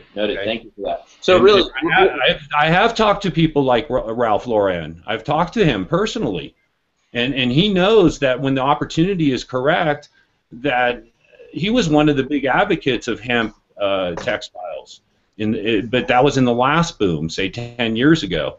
This new one, I don't think people really see it coming yet, you know, which is kind of good for some ways. But if you wanted to make hemp jeans, we have no American-made fabric. We'd have to buy it from China. We don't even have hemp in America to make the fabric. So again, I'm an advocate on a lot of things, and I think one of the biggest ones is made in America, especially in this economy that we're in right now. And so this marijuana industry and the business and all of the peripheral companies that are going to be started, whether it's hemp or cannabis, all of those things should be uniquely American. They should be uniquely American. I really resent the fact that maybe a foreign company will come in here and try to monopolize the marijuana industry. The Dutch, for example, we see a lot of Dutch people showing up in maybe Washington State and Colorado trying to pitch their way, you know. Whereas America is in such a need for new innovation and a rebirth of the American dream, basically. And I think this is one of the greatest opportunities with hemp. Hemp and cannabis really have the potential to change things in, say, Colorado, where we are, right, Dan? I mean, here in Colorado, there's so much chance for entrepreneurship at this stage, you know, that, yeah, the paradigm shift is that moment. Who's going to take the lead and innovate the next thing, you know? Taking it to China may not be the best thing, may be the cheapest thing, but it may not be the best thing long term for Americans in general. So a lot of this stuff that we talk about compassion has to be compassion for Americans, Americans that are in extremely not a good situation right at this moment, you know.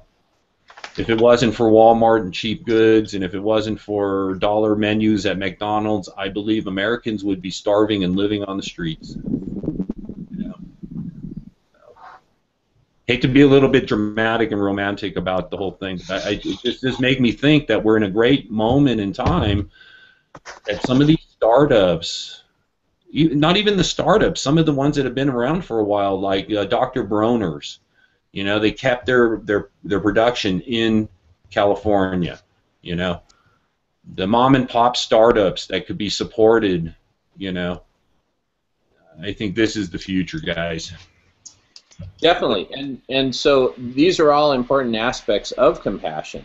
And so I think that what we need to do is have focused conversations on the different aspects. Otherwise, we can just go around and around all day talking about a little of this and a little of that. Well, we need a script writer. Who wants to write the script? Dan, you want to write the script so we can have a something to follow? You know, I don't think we can have a script, but I do think we can have a list of topics. We can say, look, let's talk about the topic of, you know, jobs in the United States. That's one topic. Another topic is, you know, the Indian tribes in the United States and how they can play a role. They're all very related topics, I think, because we're all relying on this plant, cannabis, hemp, to be the solution to all of these issues. So maybe, yeah, maybe the focus should be on the plant entirely, and go outward from there, right? But Yeah, we're all looking at this plant to be the godsend for a lot of different issues. Unless you support lettuce or something like that, that also makes money as well, but maybe not as much as cannabis or hemp. But you know, this whole movement, yeah, it's real. It's really kind of right there in front of you. Organic, nature, world peace. The medicine part now is there as well. You know, it is a godsend. It's a godsend plan. End of subject. So the rest should be easy, guys. I'm not kidding. I mean, it was put there for this purpose. How you use it is everything. It's everything. It's how you perceive it, how you use it, how you promote it, how you bless it, or it blesses you. They're just, these are the more really deep parts that really will lead to everything. It's the darn plant, guys. It's the plant. We must protect this plant at all cost. At all costs. I think, and one of the most important ways that we can do that is to reframe the social understanding of what it is and how it works with us physically, and how it could transform economically, what jobs could be provided, you know. So I think we're past that point of no return. I think there's so much press being given to it worldwide. It's there. We're there now. We're in it right now. Colorado is in it. Washington's in it. I don't think we have time to sit back and say, hey, we're pioneering anything, you know, which is kind of where I come off. It's like, yeah, I don't want to, you know, I don't want to be the leader or pioneer of nothing. I just want to be part of this. I mean, it's just part of it. It is already a big thing, you know. So. Like this one plant is the healing of the world. Listen to Craig Lee.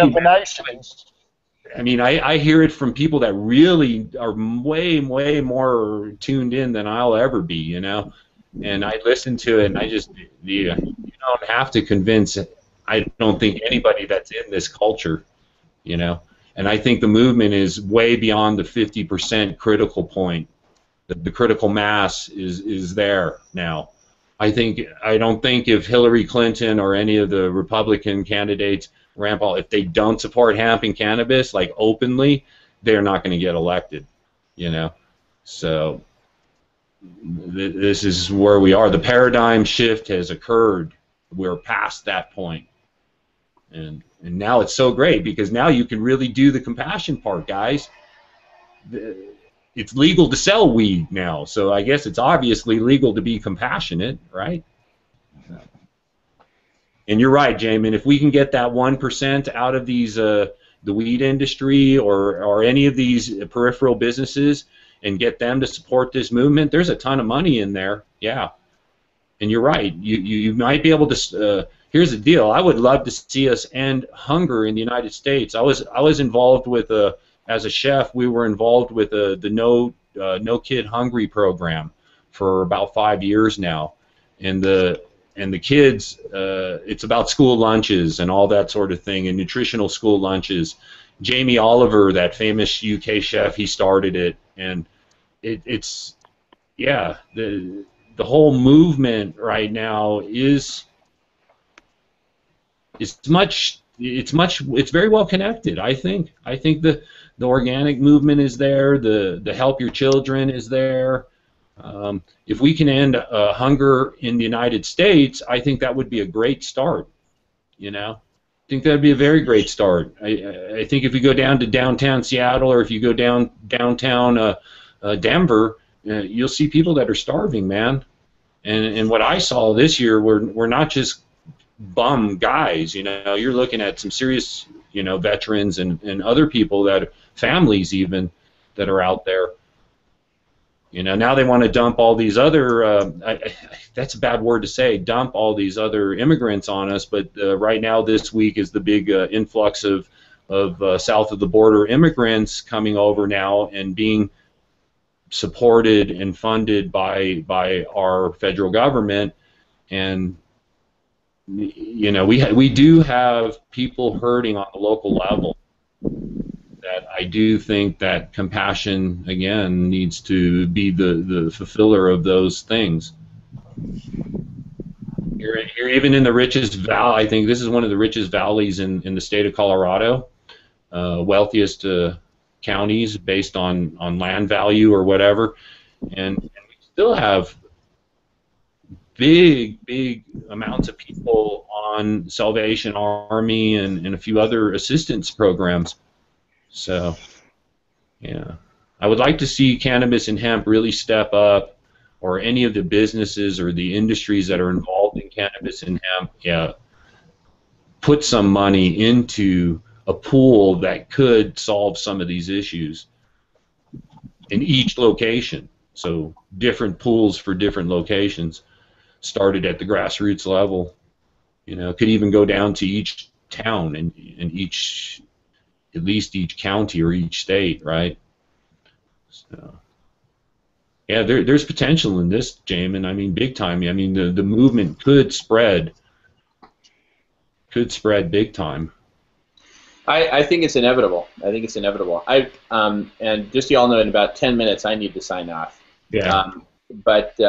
No, I believe that it's inevitable that it will spread, because we're hitting on just such a powerful message for which there is so much unexpressed need among people. I think a lot of us, particularly in the United States, have become resigned and cynical that we're ever going to transform any of these issues. Poverty keeps growing, hunger keeps growing in America. Hunger in America, I'm talking about specifically. And the financial crisis, the runaway train of the national deficit, financial crises around the world, global runaway, global warming, runaway natural resource depletion. People have become cynical, and so when people see that there is actually a real reason to be hopeful, to have hope and faith that we are transforming this, I think people will find it incredibly compelling, and they will join these conversations in any ways that they can. And I think that by going after the number one global transformational issue that's immediate, that's right here in front of us, which is our fellow human beings going hungry and in an extreme dying of starvation, by going after that and making that our rallying cry for the definition, the first pillar of compassion is making sure that our fellow human beings have food to eat, that we all have food to eat. That will make this go like wildfire. And then the second pillar, which is really the meta pillar, that we make a commitment and create this forum to have ongoing conversations about the definition of compassion. And really, there can be the definition of compassion for the cannabis industry, which we'll be talking about on the Cannabis and Hemp forums. And then there's the greater definition of compassion, which is not limited to cannabis and hemp, but is worldwide and global. And then there's the question, should those two definitions even be different, or is there simply one definition of compassion? And if we create that one standard definition of compassion, that can be something that all the industries in the world can map to.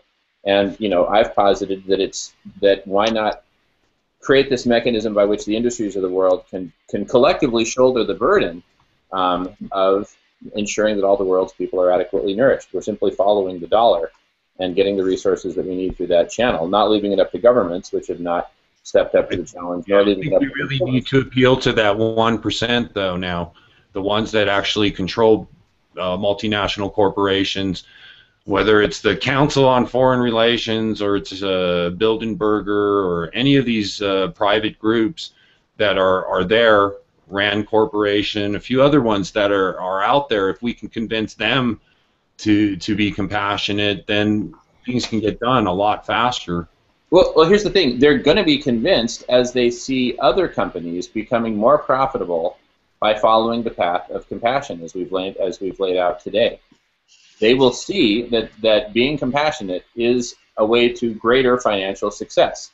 Mm-hmm. And they'll also see that it's a way to long-term sustainability, not just for their company, but for the entire planet. Mm-hmm. And so I think it will become a worldwide movement. The worldwide movement of compassion will I think the dominoes will fall. It won't necessarily be the biggest corporations that jump in first, but it may be, you know, a lot of it might be though, like you said, it might be time for George Soros or Bill Gates or any of these people to put their money where their mouth is, you know. And I really think that the timing couldn't be better for them because it's right there, you know. So I don't fear big corporations in any way. I mean, I have no thing unless they're actually, you know, hurting people. Then that's something else. But big corporations have they have so much influence over the way the world works. You know, it's been that way for 20 years before Microsoft, before anything. It was the merging and downsizing and all of that stuff. The convention of the computer came, and that caused even more downsizing. The shift of high-tech jobs to India and China and all these sort of things. A lot of things have changed America to the point of where there needs to come an awakening in America anyways. It's going to happen anyways. I think people are waking up from the daydream or the brainwashing of the smartphone or anything else, the instant gratification of material goods. That's slowly ending because no one can afford these fantasy products anymore. So this is the awakening, and it's happening now. I think it's more than happening now. I think it's even happening in the military. I think it's happening everywhere in the world that the awakening is coming, and the other side, if there really is another side to this story, those people are going to pull out all the stops, man, in this next phase we're in now. We're very close to this next phase. I think we're in the next phase, to be honest. We don't know if the Wall Street will crash tomorrow. Could easily happen, you know. There are these really big-time conflicts with China right now and Russia.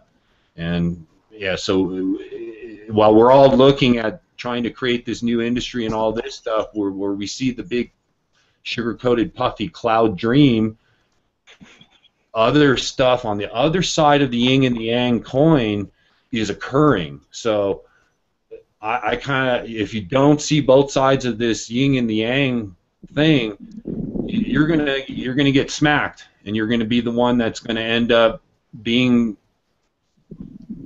A bad analogy is, you know, you would be the one that's going to be walked into the chamber at Auschwitz, okay? Because that's what the creation of FEMA was and everything else, okay? So we're gonna have to sign off in about 3 minutes. Dan, Alf, you guys want to have any closing comments before we sign off? Hold on. Yeah, just thanks for hosting it, and definitely we'll go from here and continue talking, and we'll get a lot of things done because we got to do this. It's already said, and yeah, I think I would for sure like to put some real powerful people on this list of people here. Maybe we can get a Richard Branson here or former presidents to come in here and give their opinion about what they believe is compassion as well, and I think separating ourselves from commercialism and industry and stuff like that is a great thing, and I think compassion is different. It is a different thing. There's a different motive behind what we do. If it's, I don't even want to call it a motive. There is no motive in this. It's life. It's life, man. I mean, it's what we were presented. And you got to dance with the one you brought, Yeah, no, compassion is just my passion, Like it's no motivation. Like I don't need to be motivated to do this. It's just in me, It's in humans. Exactly. Exactly. And that's why this is going to spread so virally, so quickly. Now I really got to go. Dan, some last comments, please. Well, let's start telling our story, and if we need to get some media focus, give me a call, and let's start running the story out and make it viral. Let's do it. So I'm giving you the call right now. Let's set up a media call, a media hangout, so that we can have members from the media, and let's do a virtual press conference as soon as you're ready, Dan. Let's do it. Anyway. Yeah. Alrighty. Well, Robert, I want to thank you again for helping to organize this and invite Alfie and Dan and some of the other folks. Go ahead and if you're going to do one next week, give us a midweek announcement so we have time to spread the word a little. Absolutely, absolutely. And would you do me a favor and just send everybody an email so we all have each other's email addresses, and then I'll reply all with Bruce's info. All right, awesome. Well, great work, everyone. Dan, Alfie, Robert, thanks to you all. Thanks to the folks who were on earlier. This has been amazing, and let's spread the word. Post this video, post this link. Over time, we'll get it so that we have kind of the different sublinks for each subtopic and all that. But for now, let's just get it out there and let people, enjoy it. So thanks, everyone. God bless you, my brothers. Keep up the good fight. Namaste. All right, namaste. Bless you, brothers. Have a great rest of your weekend, and thank you all again. I'll look forward to seeing you on a future hangout soon. Thanks, everybody. I'll talk to you guys. Thanks, everybody. Okay, take care. Bye.